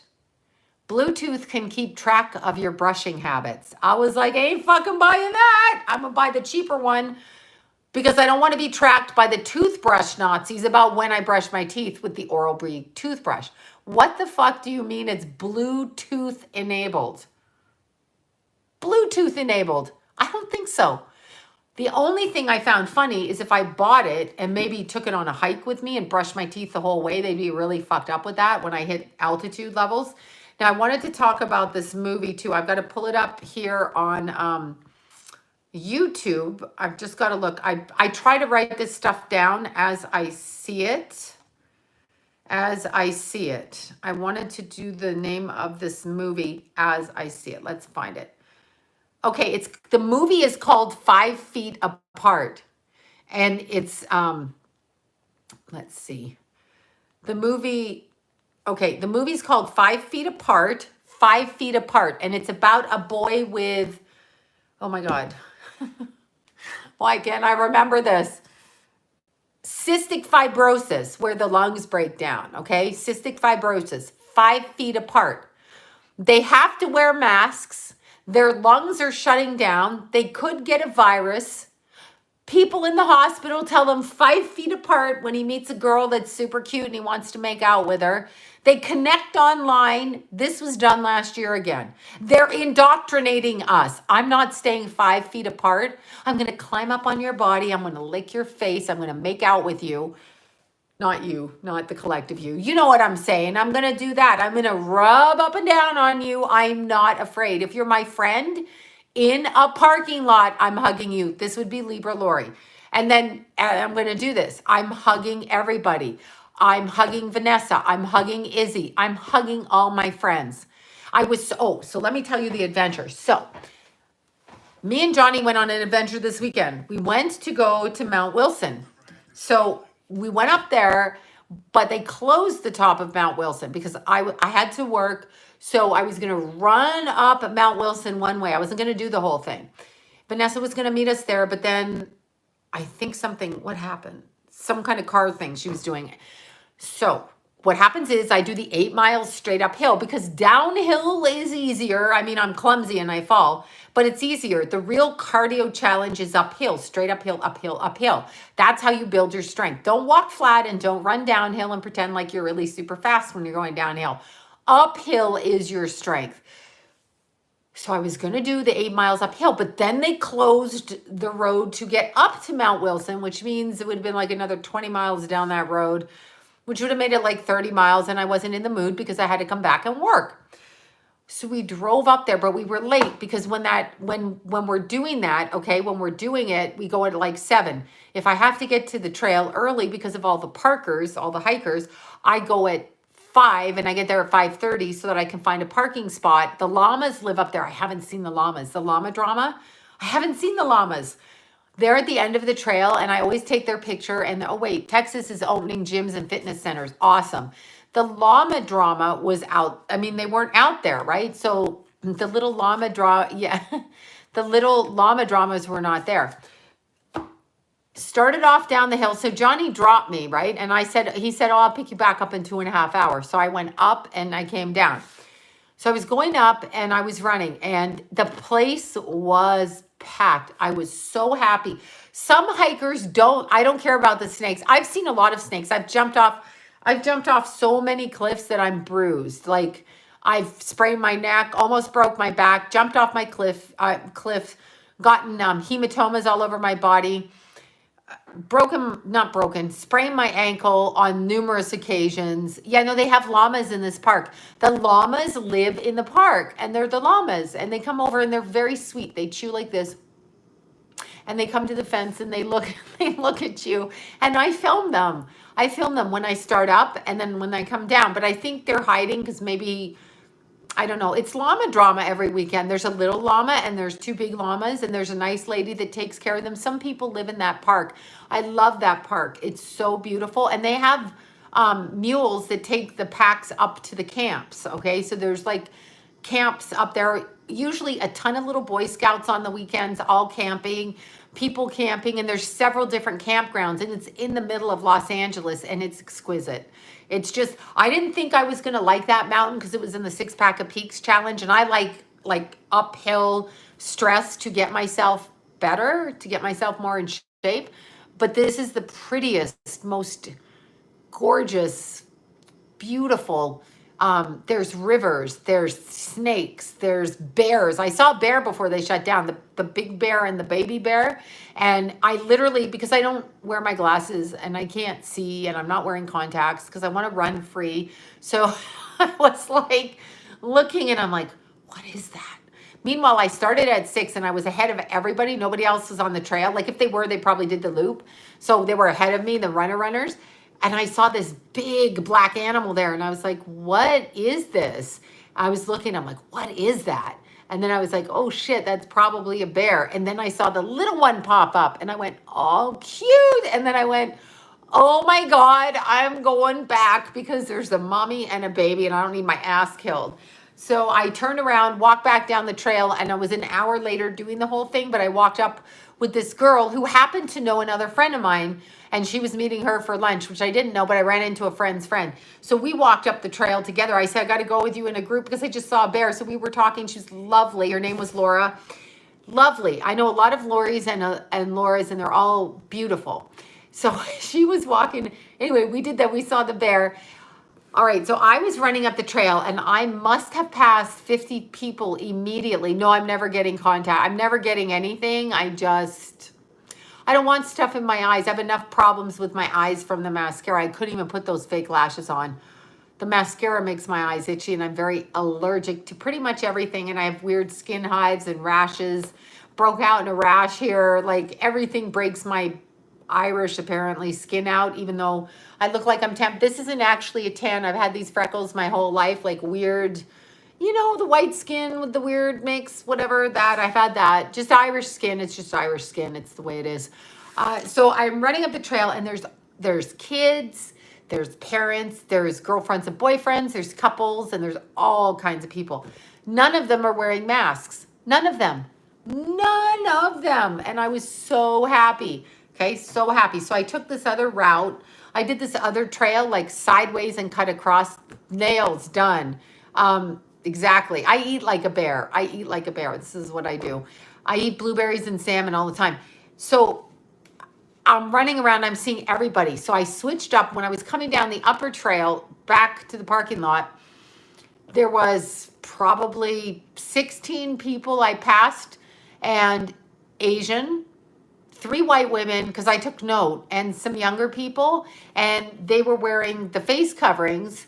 They were wearing the Middle Eastern attire on the trails, and the trail is like this big. So when I went by them, they had their face coverings on. This is seriously what I saw. I was laughing the whole way. It was making me giddy because I was like, are you fucking crazy? So here they are like this. They're like this, right? The face coverings. And then I would go by and they would go like this. And they would breathe over there. I'm like, oh, get off the trail then, for God's sakes. Go home. Go somewhere else. But they were about 16 people I saw on the trail like that. The rest of the people, yeah, exactly. There you go. Time for an uprising on YouTube. Yeah, Jamie's channel. Excellent channel.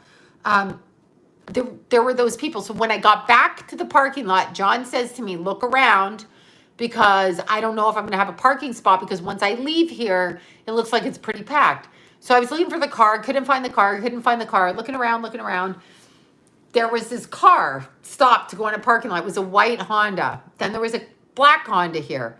These two were fighting for the spot. So I guess the white Honda went by it and the black one was coming behind him. And they were fighting, and the cops were called. I don't know what the cops were there for, a whole other incident. So we were driving down the hill. This is 9 o'clock in the morning. I got to get to work. 9 o'clock in the morning. We're done.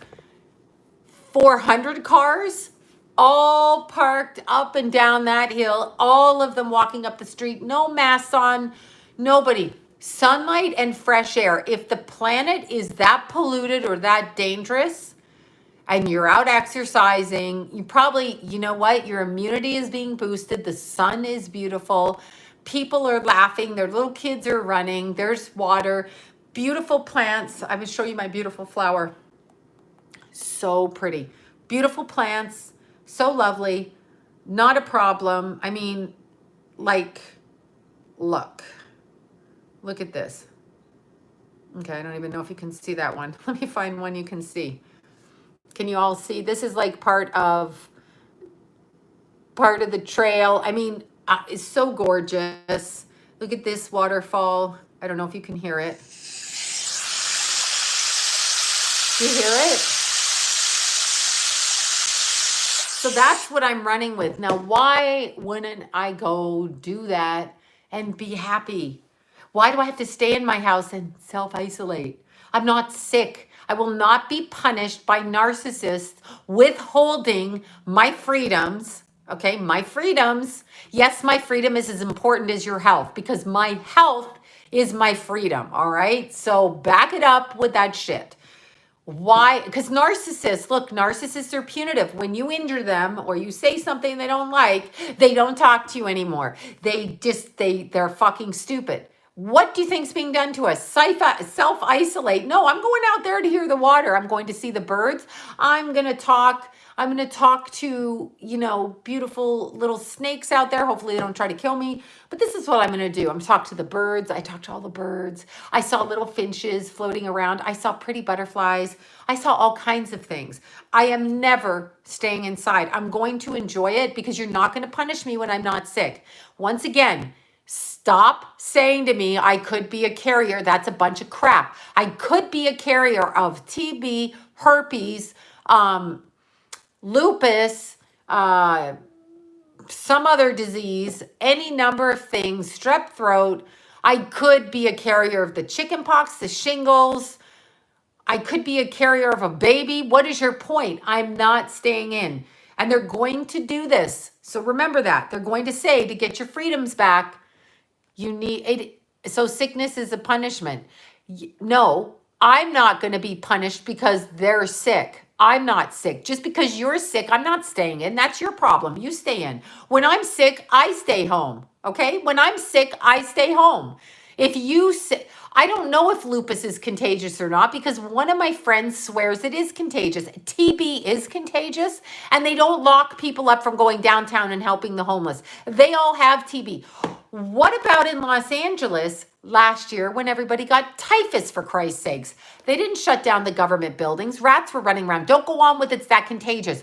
It's not any more contagious than anything else. You fuck people for the first time when you meet them in a bar, however long you date them, you have sex with them. You have no idea. And don't go telling me you go get a fucking sex test and make them show you paperwork because you don't. So you don't even know what they have on their genitals when you take them home the first time, even if you've been dating 6 months and you think they're nice. So shut the fuck up with that. I'm not a carrier of shit. And yes, me being punished for you being sick is a punishment to me. I'm not sick. I take care of my body. I take my vitamins. I exercise. I don't drink a shitload. I don't end up with diabetes. I'm not overweight because I don't want to get sick. I'm not staying in. You want to treat your body like that. That's what you choose to do. I choose not to.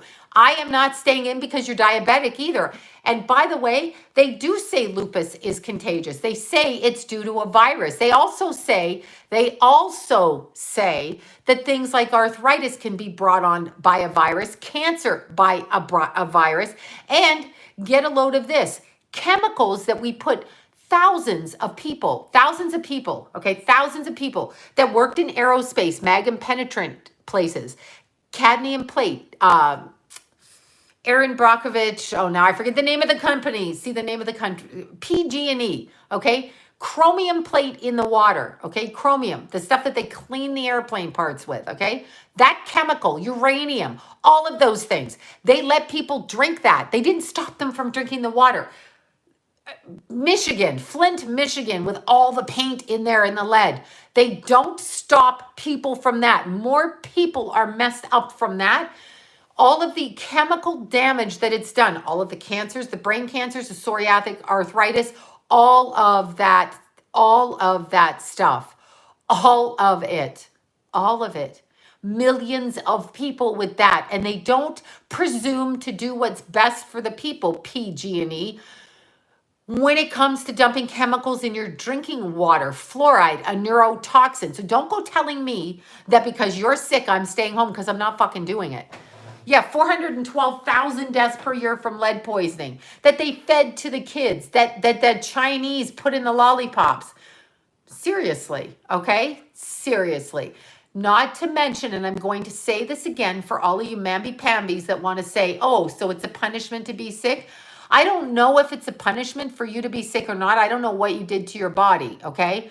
I have Epstein-Barr and I have fibromyalgia and there's other things I have too. I have a bunch of shit. I don't care. I'm not staying home, okay? If you're sick, I'm not saying it's your punishment. So don't twist my words, whoever the fuck said that. I'm saying when you expect me to stay home because you have the flu, you're punishing me. I'm not going to take your punishment. I'm not sick. Remember, reverse world, fair is fair. People who are sick, your responsibility is for your own fucking body. I'm not responsible for your health, for your sickness, for anything. Unless, of course, I'm sick, in which case I send myself home. I'm so sick of people saying that. You're going to get a backlash in your face from me when you say that shit. A total backlash. Screw off with that. Yes, I think you being sick is your responsibility. Guess what? Take personal responsibility. For God's sakes. Oh, and don't whine to me when you smoke cigarettes and you end up with cancer. Also your fault. Okay? That is your fault. No, I don't feel sorry for you. Yes, I can have empathy and look after you and take care of you if you're my friend or my loved one. But don't expect me to go sue the cigarette company because you smoked cigarettes. Duh. I mean, geez. God, we know there's a skull on the back of the cigarette case. Same thing. I'm not staying home because you have cancer, which they say can be contracted through a virus. Seriously. I don't know if you deserve the pain you feel or not. I'm not saying that. I'm saying I'm not judging anybody. I don't believe people cause their own illnesses unless you smoke cigarettes or you're totally eating a bunch of food, all right? Like whatever, to be that much overweight, all right? There's underlying causes for all of your addictions. Here's what I'm saying. I am not responsible for what you do. You do what you do, and I'm healthy right now, as of right now, knock on wood. I'm healthy, therefore I'm not self-quarantining. I'm not keeping anybody safe by staying at home. In fact, you're making me sick by taking me out of my natural habitat, by stopping my life, by forcing fear on me, by doing all of those things, okay? By doing all of those things when I have no symptoms of sickness. And people have to stop saying I could be a carrier of it. I could be a carrier of chickenpox too. Shingles as well, which is the chickenpox virus. Or I could be secretly mentally ill in my head, going out on the street looking perfectly fucking normal until I snap one day. Do we have a test for that? I don't fucking think so. Oh my God. I could have any kind of rash, any kind of sexual disease, any kind of anything. Stop telling me I'm a carrier. I'm not. Stop it.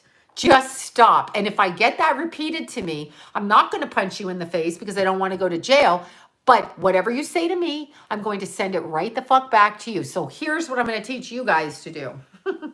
When somebody says something to you that is against your moral compass, whatever it is, even if you disagree with me, let's say you disagree with me and you want to say, Sloan, shut up, you're a bitch, you're selfish. You have every right if that's what you believe, okay? But your rights do not supersede my rights. We are equal. It is reciprocal. Okay, it is reciprocal. Nobody, we don't, and no, we're not all in this together. My karma is my karma. Your karma is your karma. Okay, we are not in this together. When I die alone. As in, I go to my God, you go to your God based on what you do. Okay, not what I do, what you do. This thing that we're all in this together is crap. I'm not in anything with you people. I'm not in with the alcoholics. I'm not in with the pot smokers. I'm not in with the meth heads.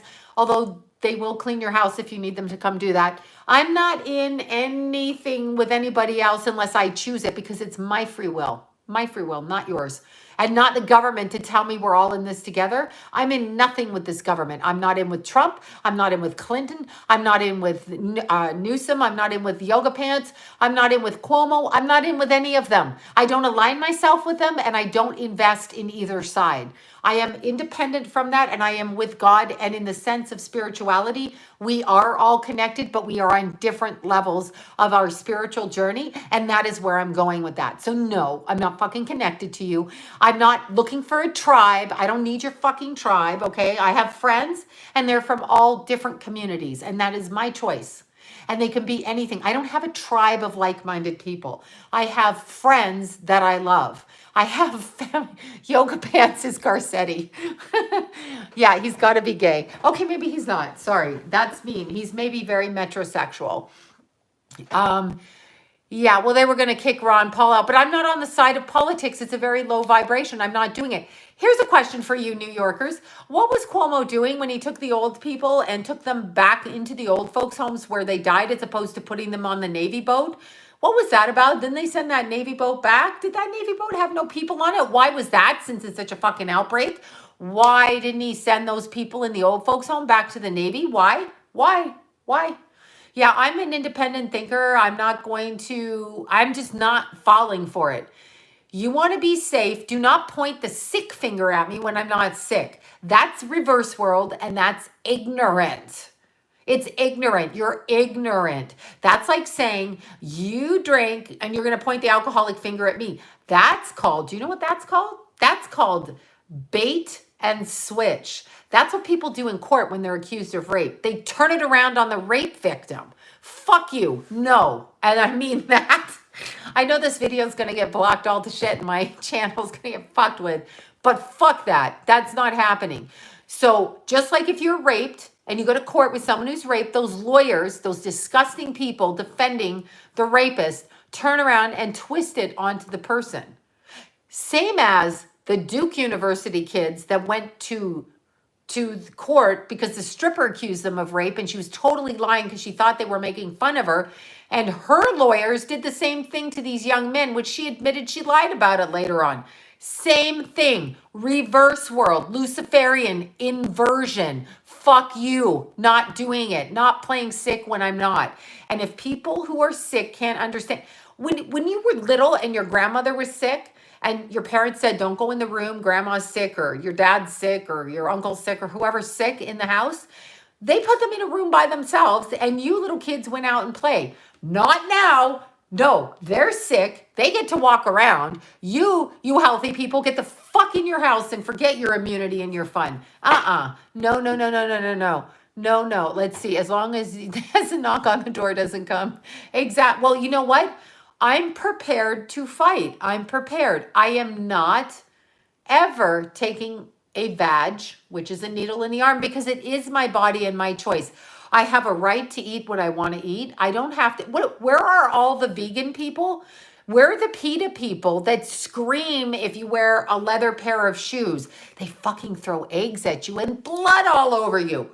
But they're not going to defend your right for a vaccine. Where are all these bitches of supporting abortion? And I was one of those bitches, but where are they? I support your right to make a choice. I want you people, I've said this repeatedly, to support my right to make a choice about a needle in my arm or not. And I'm being dead serious. You go out and you picket for women's rights. What about my right to say no? What about my right to say, no, I don't want it. I don't want your dick in my body. I don't want your needle in my arm. And I don't want your tongue down my throat. And I don't want your fake beef, soy burger, meat product, cannibal, impossible burger nonsense, garbage. I'm not eating it. I don't want your pesticides on my shit. I don't want your boob milk, meaning cow milk that's been injected with hormones, so all the kids got tits now. Yeah, that's a good thing.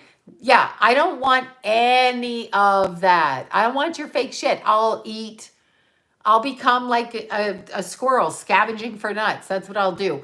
I don't want it. And I don't know why people don't. I don't understand why people don't see what's going on because your fear's in the way. The most important thing, this is what I learned. Okay, so I had children. You guys all have children. I had children. I was so afraid of my children when they got to be teenagers becoming drug addicts like their brother and dying that I became consumed with trying to control them from doing drugs, which by the way doesn't work. But I became so fearful that I probably treated them poorly during that time because I was so obsessed with them becoming drug addicts and not even addicts, just ODing and dying because I already been through it. And when they got to the age of when that happened, it upset me tremendously. It's like I was in panic fear mode. I was in fear mode, fear mode, fear mode. Finally, one day, I had to understand that I was punishing them for behaviors that they didn't do. Even if they did drugs, didn't mean they were going to overdose and die. A lot of people do drugs and they don't, die, right? So I let go of that and they're fine. They're fine for now. And that's all I got. I got right now. I got right here. So I learned how to let go of my fears and accept that if they die, they die. And if they don't, they don't. It's not my place. It's not my place.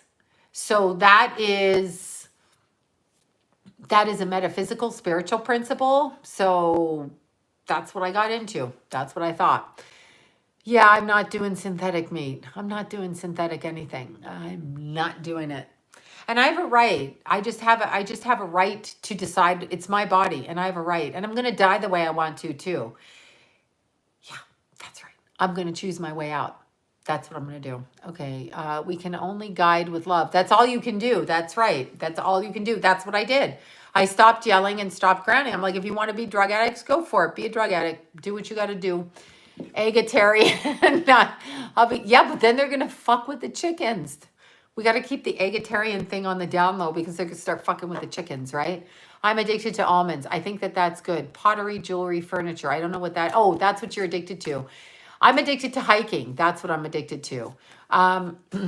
I don't know if Joan Rivers is alive or not. I know there's that video out there that they say is her. I don't really think it's her. I know Dr. Kevorkian. I was just thinking about that. I don't know if Dr. Kevorkian was good or bad. I'm not sure about that. I'm really not sure. I was trying to determine whether he was just killing old people or giving them their rights, but I think you can choose how you want to die if you want to. You know, I'm too much of a coward to do it myself. That pisses me off about myself. All these people that supposedly committed suicide, and I can't even, like, as soon as I even cut my like nail down too short, I'm like, oh my God. I mean, how do you do that? I couldn't. And like, if the rope was around my neck, you know me, I'm like, stop, pull it back. I'd have to jump out of somewhere. I'd have to jump off of something. Because I just, wait, what to choose? I don't even know what you're talking about with that. My whole, or wait, I can't even see this. Okay, yoga pants, that's Garcetti. You know, he's like Zen, yoga pants. He's like LA. Do you do yoga? Do you do yoga? Do you? That's LA. Okay, sorry for all the people that do yoga. I do yoga. But he just looks like he should be out there giving a speech. He's just a dingbat. I just can't. I can't listen to it. And by the way, when I say the things I do, people accuse me of being Republican. And I'm like, on what planet do you think I'm any of those things? They are controlled and force-fed to society. I'm not picking your team or playing your game. Whatever your game is, I'm not doing it. Again, I will not find a tribe. I will not vote on a football team. I will not pick a fucking side. I'm not in your game of society control. You give me two options of idiots and possibly a third party. I'm not really clear on what we vote on here in America, but you give me a Republican and a Democrat and I think an independent. And I don't know where you pick these idiots from, but they're all idiots. So when somebody thinks their person won and isn't that great, I'm like, are you fucking stupid? They're all one and the same. And I've just got to say this. I'm not a Q follower. So stop with that shit. I'm not a Q follower. I'm not any of that. I'm none of it. I don't pick a news station because I don't watch any of the news. I don't watch movies. I haven't Lila sat in a movie theater and I watched that stupid fucking Minions movie with her.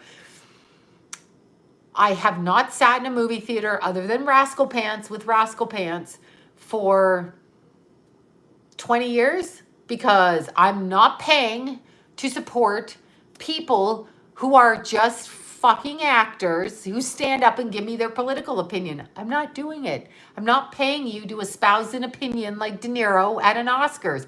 I'm fucking not doing it. Who are you? Oh, that's right, Robert De Niro. You're the pedophile guy that's the reason that Polanski got busted because you were in Polanski's house while he rented a house so that he could have an orgy over here while you were fucking underage women over here. You piece of shit, Robert De Niro. You're not that good an actor. You have one smug look on your face. You were pushed in front of us and you're an asshole. Okay? Your wife divorced you after that long. You're a fucking douche. That's what you are. Stop telling me what you think. Take your little award, go home and do what you fucking want. But don't go on these award shows and like that government. No one's paying your dumb acting asses to go out and give opinions. That's not what we're paying you for. We're watching. This is why their award shows are no longer going to be there. It is a game. Oh, my nose got itchy. Oh, okay. De Niro just drives me crazy, but it's like he's brainwashed. He's like, oh my God, they got all the pedophile tapes on me. So let me go out there and go against Trump so that they don't release the tapes. That's what he's saying. Let's not forget about all of the people. I can't even remember all their names. My head floats around. Well, Ricky Gervais is just another one of them. He's not getting hired. Trust me, I did the Golden Globes one year in 2010. You go through rehearsals, even if it's spontaneous, all the way up to the performance. You do that. Like before you step foot on any stage, before you do anything, even the behind the scenes handyman that set up the red carpets and sit up and do all of that, they're going through rehearsals. There's no way Ricky Gervais went up there and then he's any kind of anything. They let him do that. He didn't come up with anything on his own, and you're stupid if you think he did. Sorry, that's mean. But it's true. Dude, he's not getting up there and saying anything that they're not approving. We had to go over everything we said, including the fashion people, including the commercial people, including everything. That's what we had to do. I'm just saying from personal experience, that's what you have to do. They're not letting you out there. Yeah, they would have they would have cut his mic. It was all set up. I didn't watch it and I've not watched it because I'm never watching an actor. Just here's my problem with it. It is all scripted. I'm telling you, I did the Golden Globes in 2010. It was scripted. I had to show up with the designers. I was with Lords of London, somebody else, somebody else. I forget. But I had to do it. I was on the online red carpet. So I was there with one of the old anchors from, no, she wasn't old. She was very pretty. But she wasn't an anchor anymore, from Channel 5. And we were sitting there and I was doing the predictions. She was talking. We were on the red carpet for the, I guess it's the digital element. Okay. So I had to go through all the rehearsals. I had to walk into the Beverly Hills Hotel, Beverly Hilton. I think it was a Beverly Hilton, whatever the thing is, where it is, where Whitney died. I had to walk in there. It's all staged. You're never going to be free to do what you want. And if you do, they're carting you off. Okay. Like that. Here was my problem with the Oscars, all of it. From being very young, actors, entertainers, musicians, throwing parties for themselves with their own money, their own graft, their own everything, giving themselves awards for being the best at what they're doing. I'm sorry, what are you fucking talking about? Okay, what are you talking about? Number two, a lot of my clients were PR people for the television, the movie industry, the different studios. The studios hired PR people to basically take the foreign press to dinner, lunch, and I don't know what the fuck else, take them out there and push their movies. It's all cheating.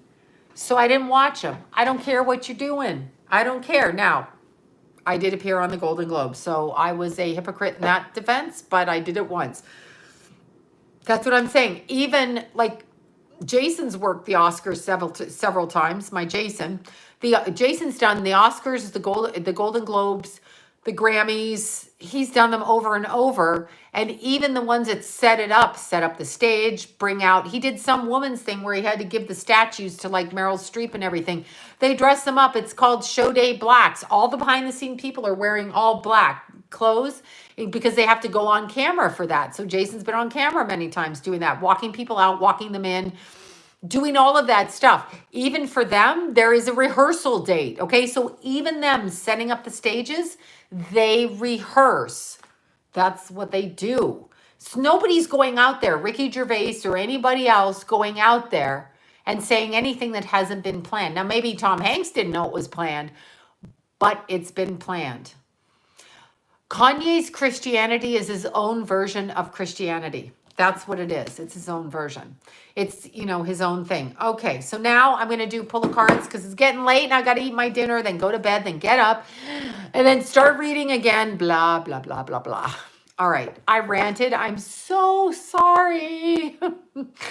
Oh, no, it's all rehearsed. I'm telling you, even with the stagehands, with the crew, with the people that set it up, that's what they do. They rehearse. They rehearse who's going to walk the actors out there.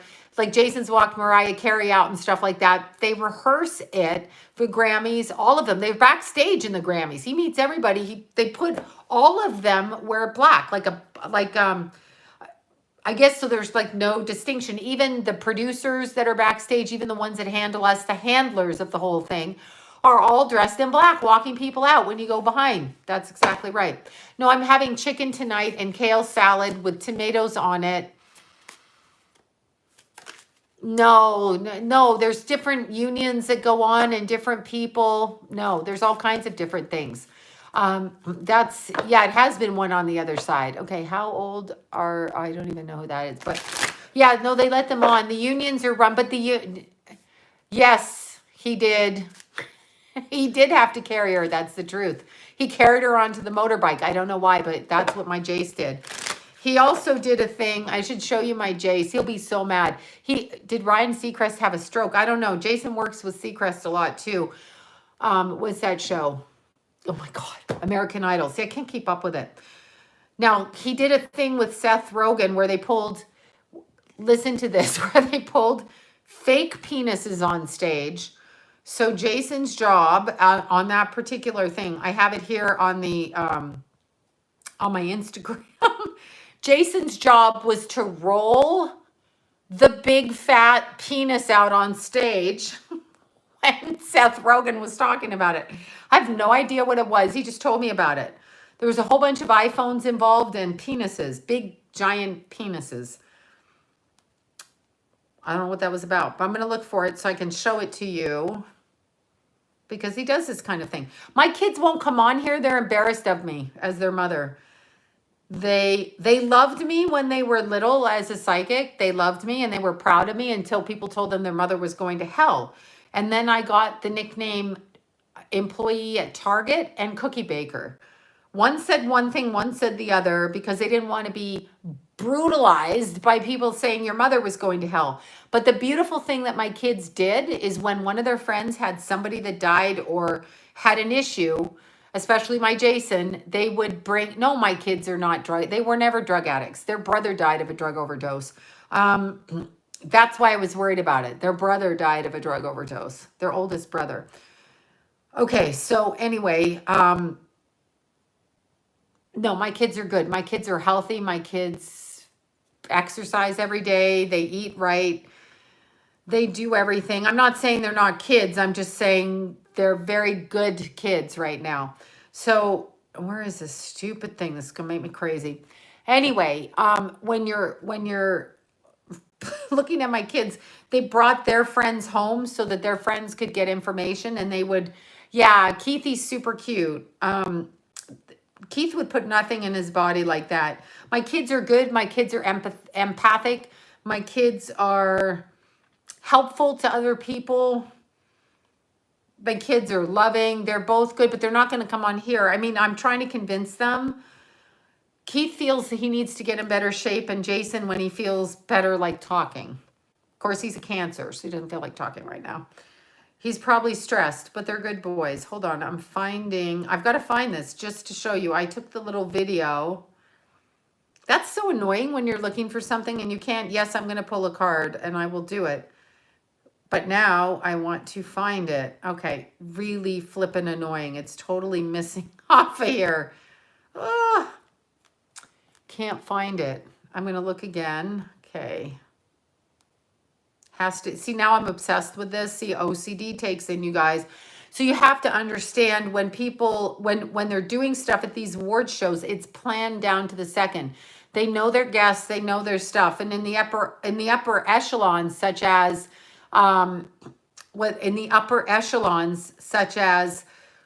people that are presenting, people that are doing things, they know who's coming in to do that. They're not ever going to let one of their speakers, one of their models, one of their anything, ever like go AWOL and do something ridiculous. It just won't happen.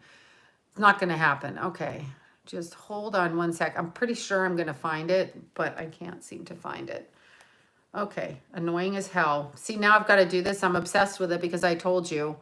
And you guys will think, I found it. See, I told you. Okay. So this was Seth Rogen, and this right here, you can see Jason. He's there with the cap on, and he's bringing it out. This is like what the job is. And do you see the big penis? This was his job on that day. He literally, that's him. He literally has to go out on stage and do that. That's what they do. That's what they hire people to do. I don't know what the skit was about. Penises, obviously. But that was it. All right. So now let's pull a card. Okay, super chat. You guys, if you want questions, New Orleans. Okay, I have no idea. I honestly can't answer that right now. Wait. I don't think that has anything. Two boys, chance of. You have a chance of reconciliation, but you have to understand that perhaps the reason this is happening is because you have you are going down your different path. So instead of feeling like you've been abandoned, which is what your husband did to you, I feel like you need to see and step back and watch how he's treating you, because it may be something that you're ready to let go of, because it seems like a childhood wound. So don't look at it like, do you have a chance to reconcile? Ask yourself if you have a chance to allow him back into your life, because that's actually what we're talking about. That's what I see. That's what I see. I am doing the cards, you guys. I am doing the cards. Okay, so since it's my channel, sometimes I'm going to, foods can, yeah, Cheetos can definitely block your reception. Because it's my channel, I talk the way I want to because it's also my way of letting off steam. So sometimes I just don't want to be the puppet answering questions all night. You can understand that. Sometimes I just want to talk freely without being a monkey puppet. You get it, because I work all day, right? So sometimes I can't answer the super chat. So if you want to donate to the channel, do. But if you super chat with an expectation, I'd rather not, like, at this point, get involved in that. So you don't have to do that. You really don't have to do it. You can either donate out of your heart or not, but I don't always want to be on call. Sometimes I just like want to do stuff the way I want to do it, right? That's what I want to do. So just because I work and people expect me to work all day around, I do this because I'm just trying, right? But they start like bugging. Some people I feel like doing it for, other people I don't. Sometimes I can't see them all, and I started working at 6:30 this morning, okay? So literally, I haven't stopped. I've been up working all day. It'll soon be 9 o'clock, and I still got to eat. I still have to clean up. I still have to get gas. And then I have to get up at 4 again and start over again. Not to mention the web work. Got it? So, okay, now I'm bitching because it stresses me out when people have an expectation on me. Makes me want to run the fuck away. That's what it makes me want to do. I'm trying to be polite. Okay, so I'm doing the card readings collectively so you all can get an answer. Now I'm getting a fucking earache. Okay. And sometimes I want to talk about shit I want to talk about. I'm so used to talking about other shit. I have no outlet at times. This is my outlet. This is why I started the channel. So I could do shit I wanted to do. Not always for everybody else. I'm kind of sick of it. Okay, sorry. I didn't mean that. I apologize, but that was a true thought. And I appreciate everybody's donation. You guys are super amazing to do it. Super amazing. That's why I film my Instagram videos, because I love trees and things and it's fun. It's what I enjoy. I also enjoy talking to you guys and doing the card readings, which I'm shuffling. Okay, so what we're going to do is I'm going to do each sign. So I'm going to pull 2 or 3 cards for each sign. That's how we're going to do it different because I'm so sick of pick a sign. Okay, so Bitch Sloan is picking a card for each sign. I know it. I know y'all are like, bitch, you should be on all the time. Bitch, do what I want. This bitch doesn't want to do that all the time. Oh, God, who's coming through me now? It's probably my twin on the other side, right? Okay, so... I can't. People put such pressure. I stopped going to dinner with people because the reason they invite a psychic to dinner is not because they have any interest in you. They want you to fucking work, except for my beautiful friends that are so good. They never bug me. And my friends are so good. They hire me to do their work and they're lovely. I don't have this issue with my friends, but I used to have issues with people that would be like, oh, you want to come for Christmas dinner? You want to come for this? Meanwhile, what that is, will you please work for us? Because you're our Bobo clown working. Oh my God, you have no idea. They're just like, I'm like, no, I want to talk about hair and makeup and fucking men and shit like that. I want to talk about that. Oh, they don't give you personal space when you're a psychic. They really don't. But the other night when I got Janis Joplin coming through, she gave me an idea for another career. So I'm going to start pursuing that. And it starts with a trip to Arizona is all I'm saying. Also, Arizona is an open state. It could just be for that reason. Okay. So, wait, talk about yeah, I know I'm trying. Well, no, I try to talk about like world stuff, but I'm just doing this chat like because we're all in lockdown during this time. So like, I don't always want to be working. I don't mind teaching stuff, but yeah, that's where I'm going. But anyway, Janis Joplin had an idea for a career going back like to the old way of the 60s. So I'm going to start following that. It seemed like an interesting thing. I'm going to start doing it. I'm going to try to start doing it. So that's what I'm going to try to do. All right. So here we go. This is for Aries. Aries. Okay, Aries.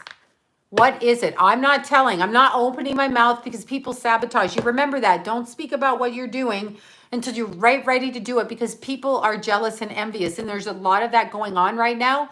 So what we're going to say is we are abundant. Well, we're going to say I am abundantly healthy, happy, and joyous now. I am abundantly healthy, happy, and joyous now. That's what we're going to say. And we're also going to say when people say shit against us, it's an incantation. You should be ashamed, you bitch. You don't wear a mask. You see you next Tuesday. You don't wear a mask. You're making old people sick. When people say that, here's what you say back. I don't believe that. I'm not going to wear a mask. I'm not making old people sick. I'm not sick. Everything they say, speak very calmly, but send the intention back to them. Pretend that you're a mirror and send it right the fuck back to them. That's right. There you go. And free. Exactly. Okay, Aries. Let's look at Aries. What's Aries going this week? Okay, Aries this week. So we're just looking at a week. I figure we'll do it that way, right? For the week. So let's see what's going on with these Aries types this week. Oh, look at you, Aries. 8 of Pentacles. Thinking about your coin right now, right? Your pennies, counting your pennies. Aries is always counting pennies. Here they are, counting their pennies this week. So Aries is up to something. Probably tax time because it's around their birthday and now it's in June. Oh my God, I got to do my taxes. Anyway, look at this. Then we got the 3 of coins, Pentacles. So we got 8 and a 3. So Aries is busy processing something to do with their work, how they're going to do their work, what they're going to do with their work. Okay. Aries is very focused, counting their pennies. And look at this. Ain't this the Aries? The rebel. So Aries is taking their counting pennies and their work ideas and they're deciding to rebel against their old ideology. So Aries is saying, I'm going to count my pennies and I'm going to make my pennies and I'm going to do my pennies in a different way. That is what Aries are thinking because they're rebelling against it. So whatever Aries was doing for work before this, they are thinking something different. Now let's take one card for Aries love life here. The naked cards, because we must get the naked cards. So, oh my God, Aries, you bunch of naughty porn watchers. Aries got the devil card. Look at this. Aries is off looking at the porn. Aries is doing what they shouldn't be doing, hooking up with somebody. Look at this. It looks like he's got a big dildo with him. Anyway, these are the sex deck. Aries has got the devil. What is the devil? The devil is all of those things. Could be a Capricorn person that they're sleeping with too, okay? Could be the devil. But anyway, or a Capricorn man, depending on which way you go with it. But Aries this week is sneaking off and doing something addictive or something they shouldn't be doing. They could be closet eating, closet drinking, closet pill popping, closet sexting, closet porning, closet hairdressing, closet something. They are doing something that they shouldn't be doing, but it's fun for them. So it's a little bit of a lure, a temptation for them. So Aries thinking about their coin, thinking about how to do their coin, thinking about how to do it differently. Okay, so let's look at just my battery operated boyfriend. Okay, well, that's the devil. My battery. Do you have a name for your boyfriend? Okay, so now we're going on to Taurus. Taurus, okay? Taurus. The North Node in the astrology chart is where the soul is headed. So we come from a South Node, okay? The nodes, the moon's nodes, the true nodes. The nodal axis is where we've come from reincarnation into this life. And the North Node is where we're headed. So you look at the North Node sign, the placement in the chart, the aspects to the North Node, the degrees to the North Node, and you see what you're learning to acquire in this life. That is why a lot of us live a long time, because we don't learn our North Node for a very long time. That is the North Node. Okay, Taurus. Back to Taurus. When I see astrology, I just love it. Okay. So here we go. To read your North Node, understand the sign that your North Node is placed in and what that sign does within the context of all 12 signs. That will be your education. Okay, Taurus. What is Taurus? Taurus. What is Taurus? Taurus. All right, Taurus for this week. Let's see. I have to make the sign what Taurus the bull is up to this week. You know I love my Tauruses, okay? And it's almost Gemini time. So let's check with the Tauruses. What are they doing? Taurus. Okay, pick 2 for the Taurus. Pick 2. Pick 2 for the win. Taurus. Okay, in a different way, thinking about money. Taurus is thinking Six of Pentacles. So a lot of you Tauruses out there are deciding who and what to ask for an allowance from. Taurus is looking for some mad money here. They're trying to figure out how to do something over here. How are they going to do what they need to do? So Taurus is not sure how they're going to do what they need to do and how to ask the person to do it. Okay, so Taurus is like plotting against their mate. Somebody wants to order something on Amazon, build a gazebo in the backyard, build a swimming pool, buy a bunch of beads for macrame, whatever it is. And they're wanting to do this. So Taurus has this little thing where they're trying to get their spouse, their partner, their best friend, their parents, even if it's a Taurus child, if you're a Taurus kid and you're watching, you're like, what am I going to do? How am I going to do this? Okay, so you're planning, you're thinking, you're like, how do I do this? How do I get the money? How do I do this? So Taurus is plotting. Taurus is a builder. This makes sense. Okay, look at this. This is interesting. Taurus is mirroring their partner. What the Taurus wants, their partner wants something in a different direction. So this could be causing some fights, okay? This could be causing a lot of fights. Thank you all for the super chats so much. I so appreciate it. And you don't have to. That's what I'm saying. I'm still doing this. Just hopefully not stressfully. Anyway, Taurus, I've got to stop being a bitch. I'm trying not to, but this is what happens when you live with me. I sometimes scream like this, and you guys are living with me. Okay, oh, happy birthday to your beautiful son. And a shout out to my friend Robbie, whose birthday, little Taurus Robbie with his Cancer rising, was 2 days ago, and I missed it. You just reminded me. I got to say hi to him on Instagram. Little motorcycle riding Robbie. Super cute, and his mom Elaine. I don't know if he watches this or not, but anyway, happy birthday to him, and I'm 2 days freaking late because I'm that bad this week. Projections, Taurus. You guys are projecting on each other or mirroring each other. So you're looking for extra money over here for the pool, for the macrame, for the shoes, for the hair products, for the nail gel. And he's looking for the motorcycle, the boat, the camping trip, the trip to Mexico, whatever. You guys are mirroring it, and both of you are trying to figure out how to make it work. Now, I'm pulling the sex cards for Taurus. Don't worry there, Bill. We're going to get to the sex cards. Taurus's love life. Okay, we got the Five of Pentacles. Okay, so Taurus who likes all things sexual, all things sensual, all things like this. Taurus, look at this, Five of Pentacles? Yeah, Five of Pentacles. Taurus is wanting to shake up their love life. So Taurus is doing some naughty things. Taurus is upstairs in the closet putting on his wife's stockings and calling his wife upstairs for some fun to shake it up. That's what Taurus is doing. You know you quirky Tauruses when you get bored and you can't get out to get the kind of food you want. That's what Taurus is doing.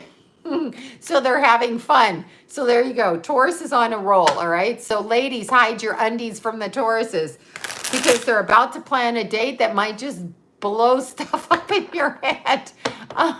Closet with an Aries, exactly. Okay, so now we're going on to Gemini. What are the Geminis doing? What are Geminis doing, right? Okay, so let's see what the Geminis are doing. What are Geminis doing? Gemini, Gemini, Gemini. For this week, let's look at Gemini. Okay. Oh, Gemini. This is your card, you guys. The Lover's card. Is it the Lover's? Yeah. The Lover's card. So Gemini is looking for a hookup. But here's the thing with Gemini. They're always hot, cold, hot, cold. I want to hook up over here. I want to hook up over there. No, I'm not calling you sluts. I'm just saying. So Gemini is looking for that. And this is a Two of Pentacles, but it's interesting. This is a choice between two different people for Gemini. Gemini probably got somebody over here on the line, on the whatever people hook up on, and then got somebody here at home. So Gemini is like, I got this over here and I got that over here. Gemini be being naughty in two different places. You know you are, Geminis. You know you are. They're being naughty. Talking over here, doing something over here with somebody else, okay? Exactly. I am a freak. You're a freak too. If you're calling me a freak. I don't care if I'm called a freak. Get your freak on. Okay, so Gemini's got somebody on the chat and somebody in person, and they're not sure what they want to do. Knowing Geminis like I know them, they probably want to sneak out the door and go find the other find the other person that they want to hook up with, sneak out of the quarantine and go find them. That's what I'm thinking. Okay. So, oh, look at this, Gemini. You know who you're supposed to be, Wood. Okay, Sloan, you're going to kill me. Okay, look. Gemini knows this is their inner voice. Gemini, for God's sakes, pay attention to your inner voice, okay?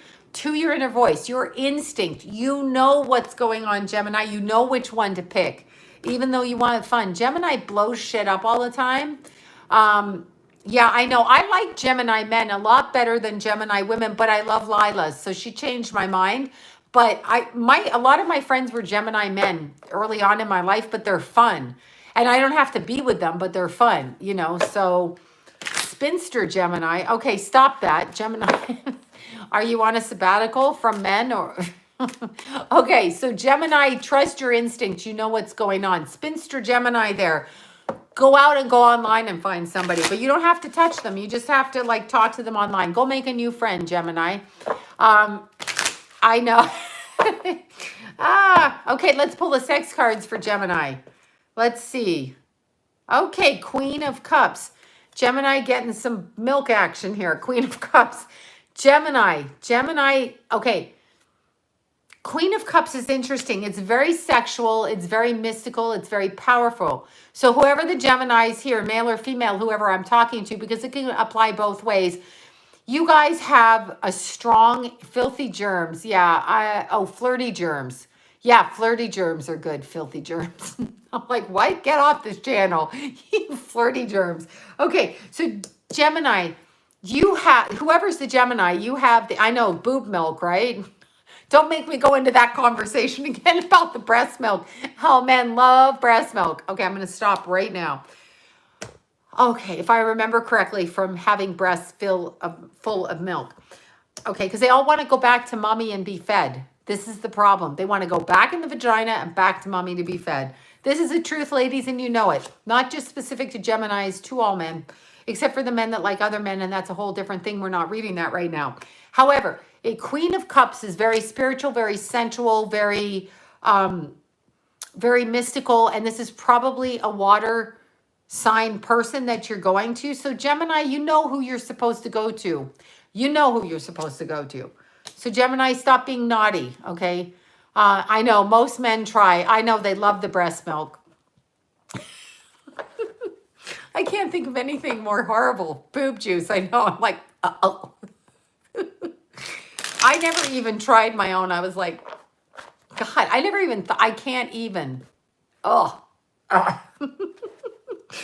like, oh, no.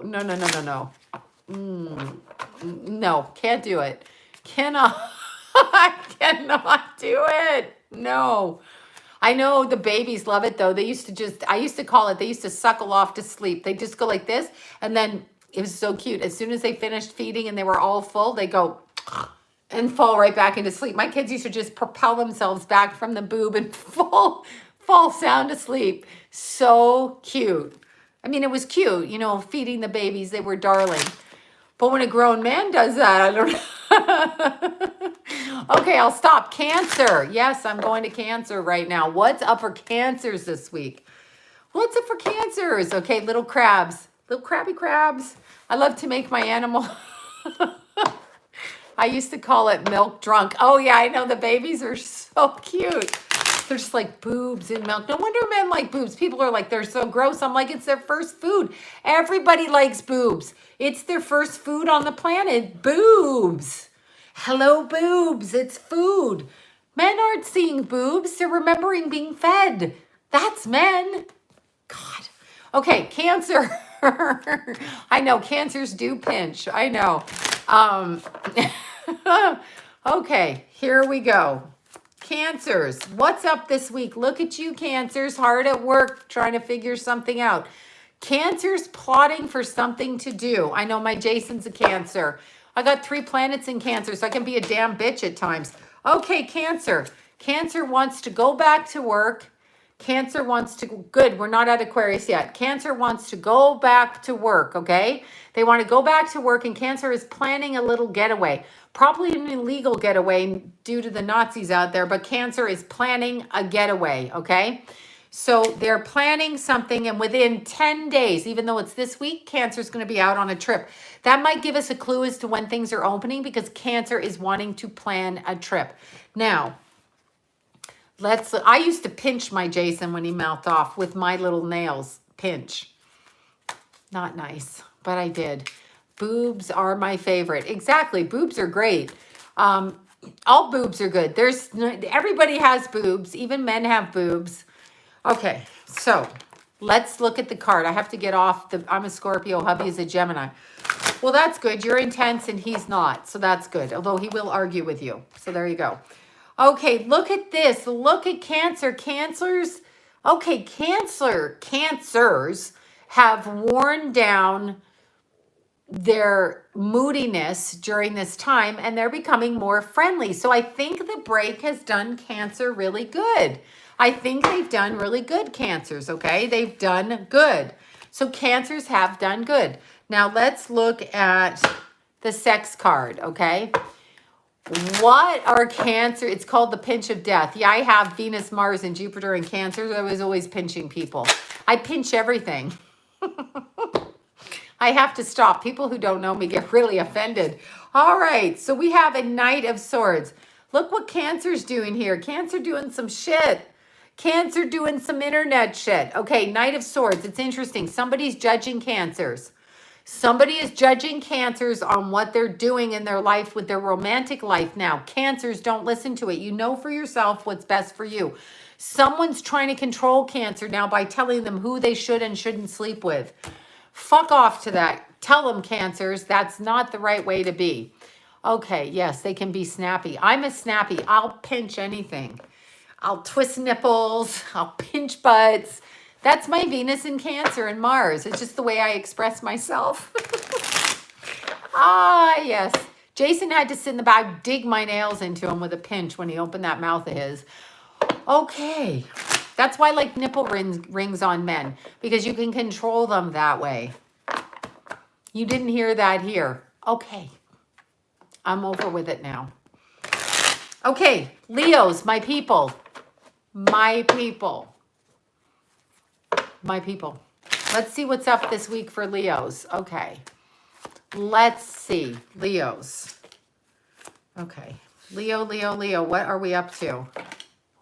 Oh my God, Leo, who's undermining you? I'll show you in a sec. Look at this shit. Look at this shit. Male or female. Remember when I'm tongue rings, I couldn't do my tongue because already like my gums have issues, so I couldn't do it. But I love the little dermal piercings here, and I do one here or one here, but I have so many piercings on my body that where can I put them all? I don't know. Okay, so Leo, look at this. Somebody, Leo, is coming to take what is yours.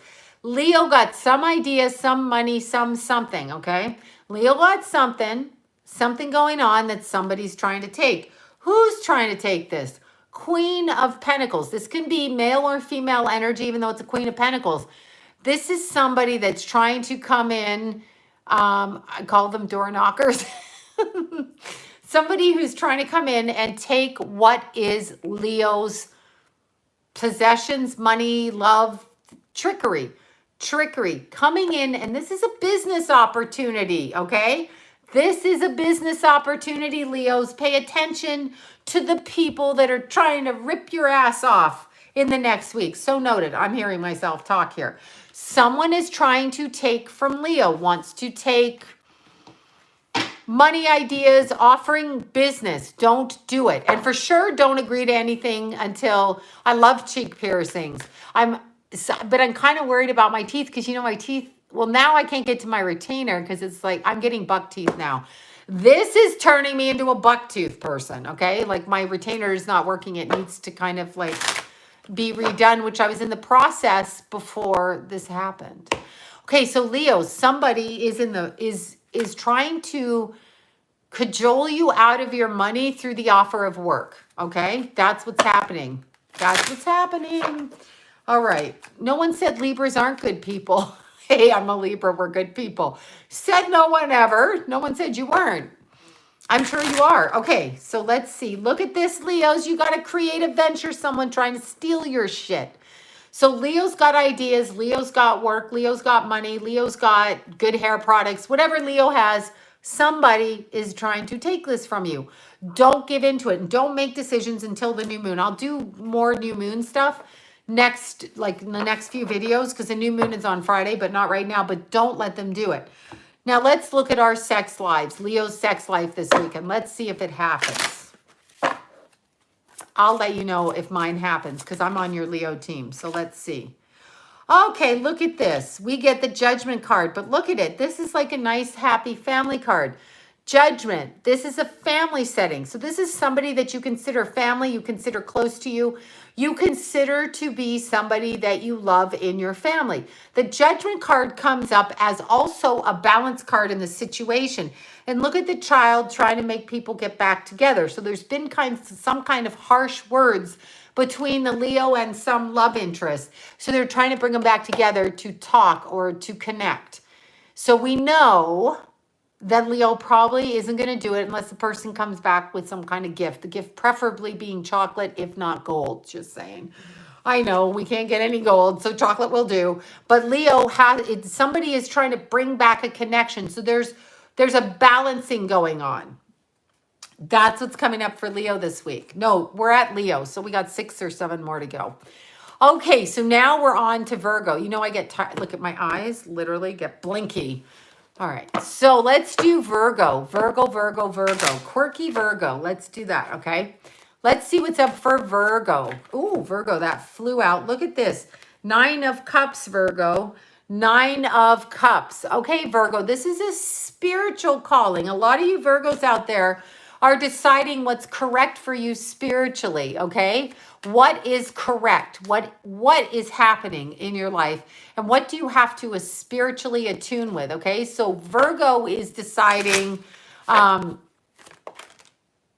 detest area need. I don't know what that means. Virgo is deciding on a spiritual level whether everything connects with them correctly or not right now. And we have a 9 of Pentacles. We have 2 9s, so we have very spiritual. If you add the 9s up, it equals spiritual 9. This is both ending cycles and beginning cycles for you guys. So Virgo is in the process of a crossroads, okay? So there's a crossroads for Virgo right now where they're ending cycles and beginning cycles based on a spiritual journey. So Virgo is doing that right now. Yeah, if it's Virgo sun or rising, it doesn't really matter. It's how you identify with it. I tend to go after my rising sign, but it's the same as the sun sign, so it doesn't matter. Read whatever you want to read. Whatever you pick will be fine. Look at this, Virgo. Y'all are fighting yourself. You all are fighting yourself between the old you and the new you. So Virgo is spiritually trying to evolve, but in the midst of fighting themselves, okay?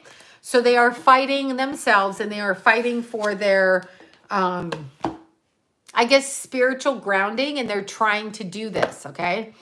So let's see what kind of sex Virgo's having this week. Okay. Interesting. I got 2 cards for you, so I'm just going to go out with this. First one I got was, what is this one supposed to be? Oh, 9 of Wands. This is supposed to be the 9 of Wands. So somebody in Virgo's love life is very controlling of them right now.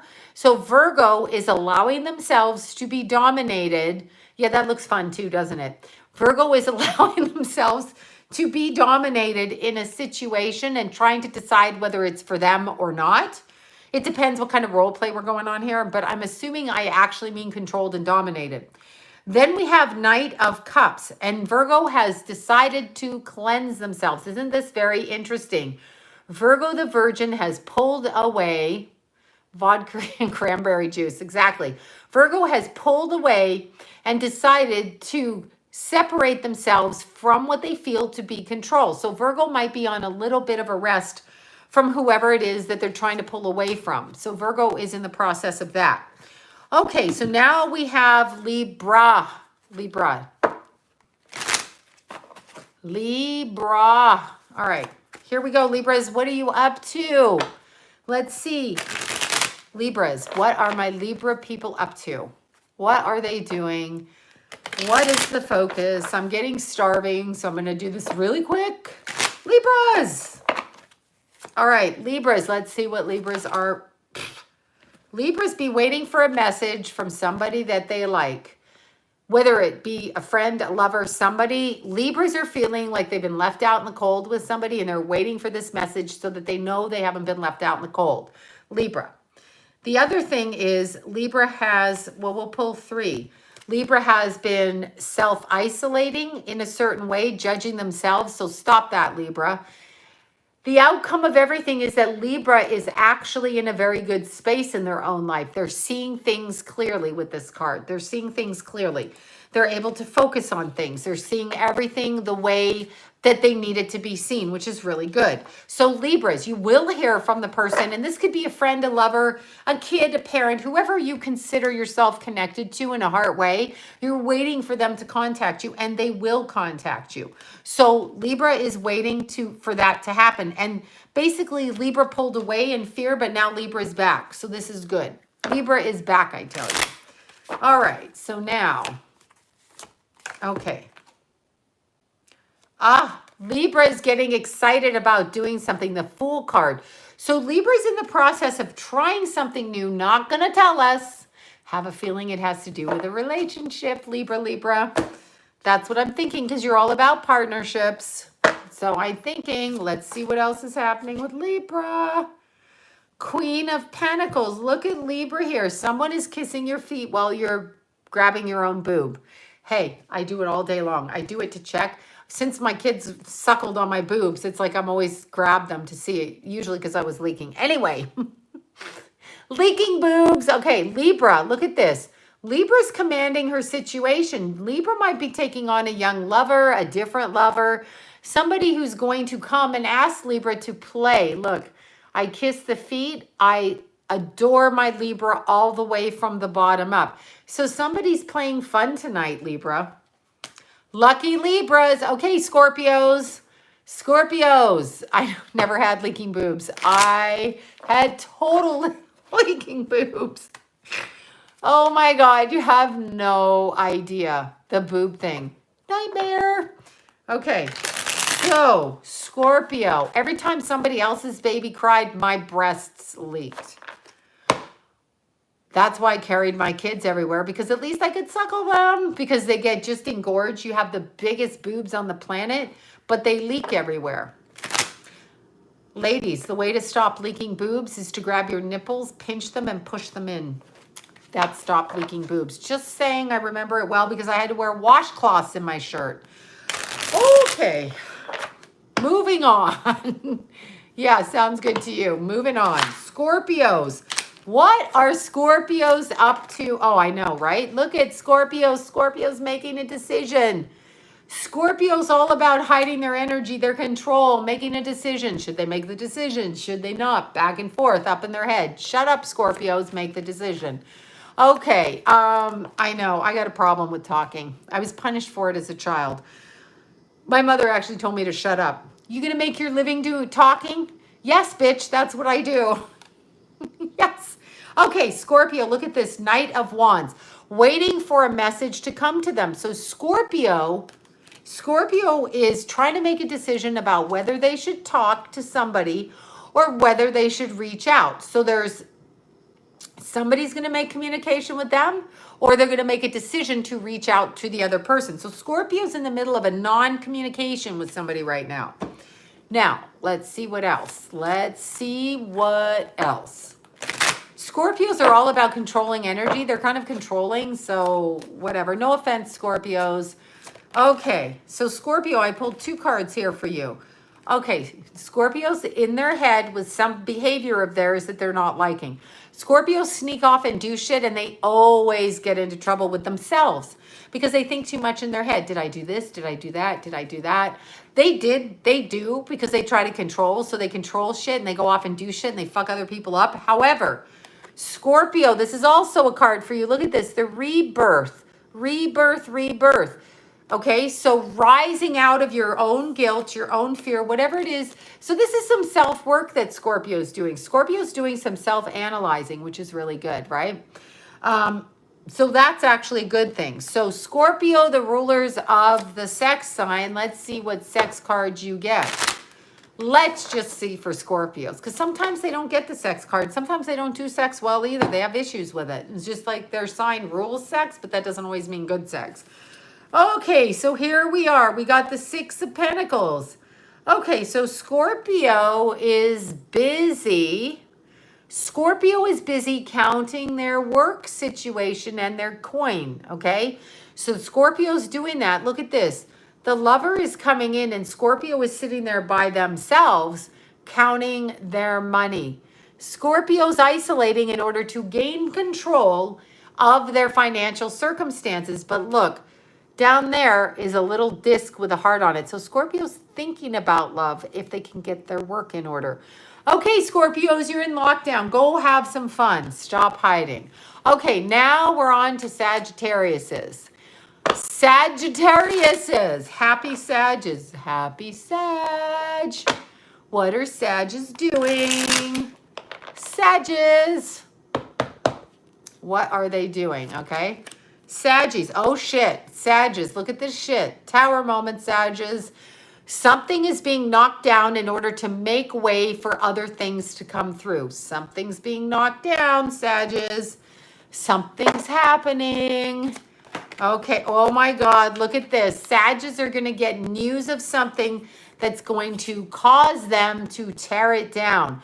There's a belief system, a relationship, a circumstances. Sagittarius is going to be like, that's it. I got all the info I need. I'm out of here. So Sag is going to leave, okay? So Sag, there's a Tower moment coming for you, but Tower is cleansing. What you observe, what you see, and what you know with your eyes, you can actually heal from. So it's not a bad thing. I love Sages too. My Keithy's a Sag. I love them. I'm probably going to cause this Tower moment when he watches how I talk about him on here. Either way, there is going to be a moment where you understand and see something clearly, and it changes the way you see things. It clears it out. Okay, so let's see the other message for Sag. What did we get? Experiencing self-love. Sag has to have this happen in order to determine who they are, what the vibe of them is, okay? So this is happening in order to spiritually elevate Sag. There you go. This is a spiritual thing. It's also a Tower moment. Tower moment seems literal. Spiritual is what's behind the scene. Okay, so for you Sages, let's look and see what's going on sex-wise, okay? Let's see if this is good. Yeah, this is good. Okay, Sages, 10 of Wands. Somebody dropped their undertrunks in the forest. Sages, this is coming up for you. So this is like a hidden kind of reuniting type of situation with somebody. So Sages, this is really good. Sages have a time and an experience with which to do something. Yay, Sages. Woo, Sages. Okay, so this is a sexual thing. Hook up, Sages. Okay. Now on to Cappies, Capricorns. All right, I'm literally starving right now. So I'm going to stop this soon. Okay, we got 3 more. All right, Capricorns. Starving. Capricorns. Let's see what's going on with, I'll have a chicken sandwich. I think I'm going to make it a chicken sandwich with the salad. Okay, Capricorns. Sorry, I digress. Capricorns. 2 of Swords. Getting clarity about something. Capricorn needs to get clarity about something, okay? So Capricorn needs some clarity. Capricorn is on guard about something and doesn't know which way to look in the situation. Now, it's a situation about a relationship, about a person. Queen of Cups. This is somebody that Capricorn has feelings for. Queen of Cups, possibly water sign or water sign like energy, overly emotional, Problematic, whatever. This is somebody that the Capricorn has no idea how to deal with because it's so changeable, so back and forth. I have no idea how to deal with it, okay? So Sag is having that issue right now, okay? Now, Sag, bang, Capricorn. Capricorn is making a choice, but not knowing which way to go with this particular Queen of Cups. Could be a man, could be, not. Now, they're comparing themselves relationship-wise in relationships, whether they have a relationship, if they should have a relationship, they're comparing themselves. So Capricorn, you need to stop doing that. There is no comparison. This is why you don't know what you should accept or not accept. Okay, so there. Yes, it's almost 9 o'clock. California time. Okay, so... And I started work at 6:30 this morning and I haven't stopped. All right. So we are dealing with your Capricorn sex life. All right. Capricorn sex life. What do we have? We have the Justice card. We have this. So balance. Okay. This tells me the relationship we're talking about for the Capricorn is very unbalanced for them. They're not sure if they want to let go of it because it is a relationship, but it's not a relationship. Here it is. This is bringing back balance. You are going to let go of that relationship, Capricorn. That is what's freaking going to happen to you. That is what's going to happen. Okay. Aquarius. I'm jumping to my sandwich. Aquarius. What's up for Aquarius? Okay. It's not a good time to date really in a quarantine. Aquarius, what's up? What's up? What's up? Aquarius, what is up? Look at this. Aquarius is dreaming of comfortableness, connecting with people, family, friends, people that make them feel connected in the group. 10 of Cups, they're in the process of like bonding and blending and enjoying things. Okay, so that's really good for Aquarius. Aquarius feels at home and happy. Okay, 2 more cards as I open my mouth about that. Now, this is the 4 of Swords. So Aquarius feels exactly happy enough in order to be resting themselves. So Aquarius has been very busy, but this is kind of like a self-sabbatical. So Aquarius is comfortable enough in their situation to know that their family will be waiting for them when they come out of their sabbatical. So they know this. So Aquarius has been trying to refuel their energy, okay? So they're refueling it. That means they know they're loved, they know they're supported, and they are choosing to step back. So that is very good. Let's see what this card is. We got to go here. We have, look at this, creativity for Aquarius. So Aquarius is going back into their creative mode. So maybe they're designing, they're creating music, they're creating writing, they're building something. So Aquarius is going off and away from the family that is very secure for them in order to create in kind of an independent way and a little bit off the grid. So they're on a project, a creation, of writing, something like this. Okay, let's pull a sex card for them. Let's do it. Let's do that. Let's do it. Let's do it and say we did it. All right, so what's Aquarius sex life going to be like? 2 cards for them that came out. Lucky Aquarius. Okay, we have a Knight of Cups. This is somebody trying to make amends with Aquarius in a romantic way. So maybe there's been a little bit of a romantic tiff. And Aquarius is like, you know what? I think I'm just going to self-isolate so I can deal with my romantic tiff in a different way. And then we have the 5 of Swords. Okay, so guardedly, Aquarius is jumping back into that situation. I'm talking romantically in a guarded way, and it's very changeable. So Aquarius doesn't quite know how to take it. Be very flexible, Aquarius, because it's changeable and fun, changeable and fun. So Aquarius is moving in that direction. Give someone a chance, not sure how to take it, on guard. Try, nice bum, where are you from? Oh God, what are you, from the 70s? All right, so I'm over with it. Now, Pisces. Pisces. Little baby Pisces. Little Kenna's a Pisces, so we love Pisces. What is Pisces up to this week? What is Pisces? Libra needs to get rid of the Gemini. Okay, Pisces, look at this. The beginning thinking for Pisces of how to switch their job or their career connection. Different position, different way to think of it. Now, Pisces also pulled another card, the Three of Swords. Pisces may be worried about their situation in a certain relationship or a work setting. Is it just them? Are they going to get their... I actually feel this is work setting. Are they going to get their job back? Do they have to think of something different financially? I think this is a Pisces thing going on right now. How are they going to get this job back? How? Is it between them and 3 other people? 2 people? What is that? Okay, so let's see the other things for Pisces. Let's see what else Pisces is up to. What is Pisces up to? Pisces up to a lot of shit. Let's see. We pulled 3 cards here. Look at this. Pisces is worried about this, okay? But look, through being worried, Pisces is able to start focusing on something that's going to evolve into being a functioning focus on work. So Pisces has a new concept for what they should be doing work-wise, and they're going to be focusing on it, and it's going to ripen or bloom for them. So Pisces, that's super good. Super good. Now let's look at Pisces sex life. What is Pisces sex life like? Pisces, let's look.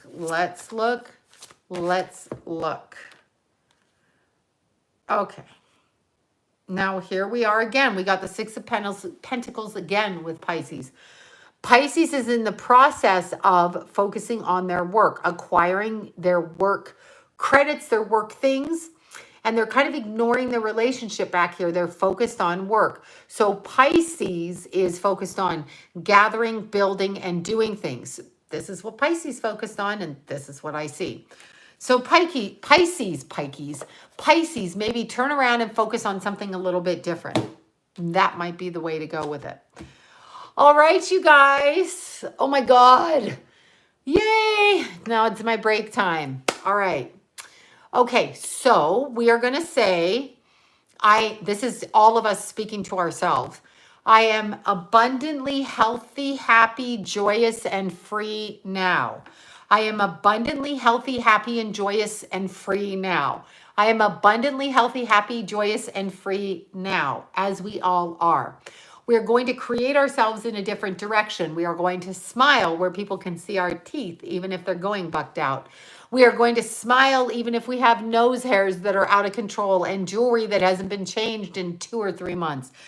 We are going to smile no matter what because we are happy and healthy now. Thank you guys so much for your support and everything that you do with the super chats, and just thank you so much, like honestly, for everything. And I'm doing more celebrity videos as they come. I'm trying to take the time to do those, so that is what I'm doing. And I will talk to you guys soon, and I love you all, and I'm super starving. So right now, I'm going to eat and not with a mask on. So peace out. Mwah.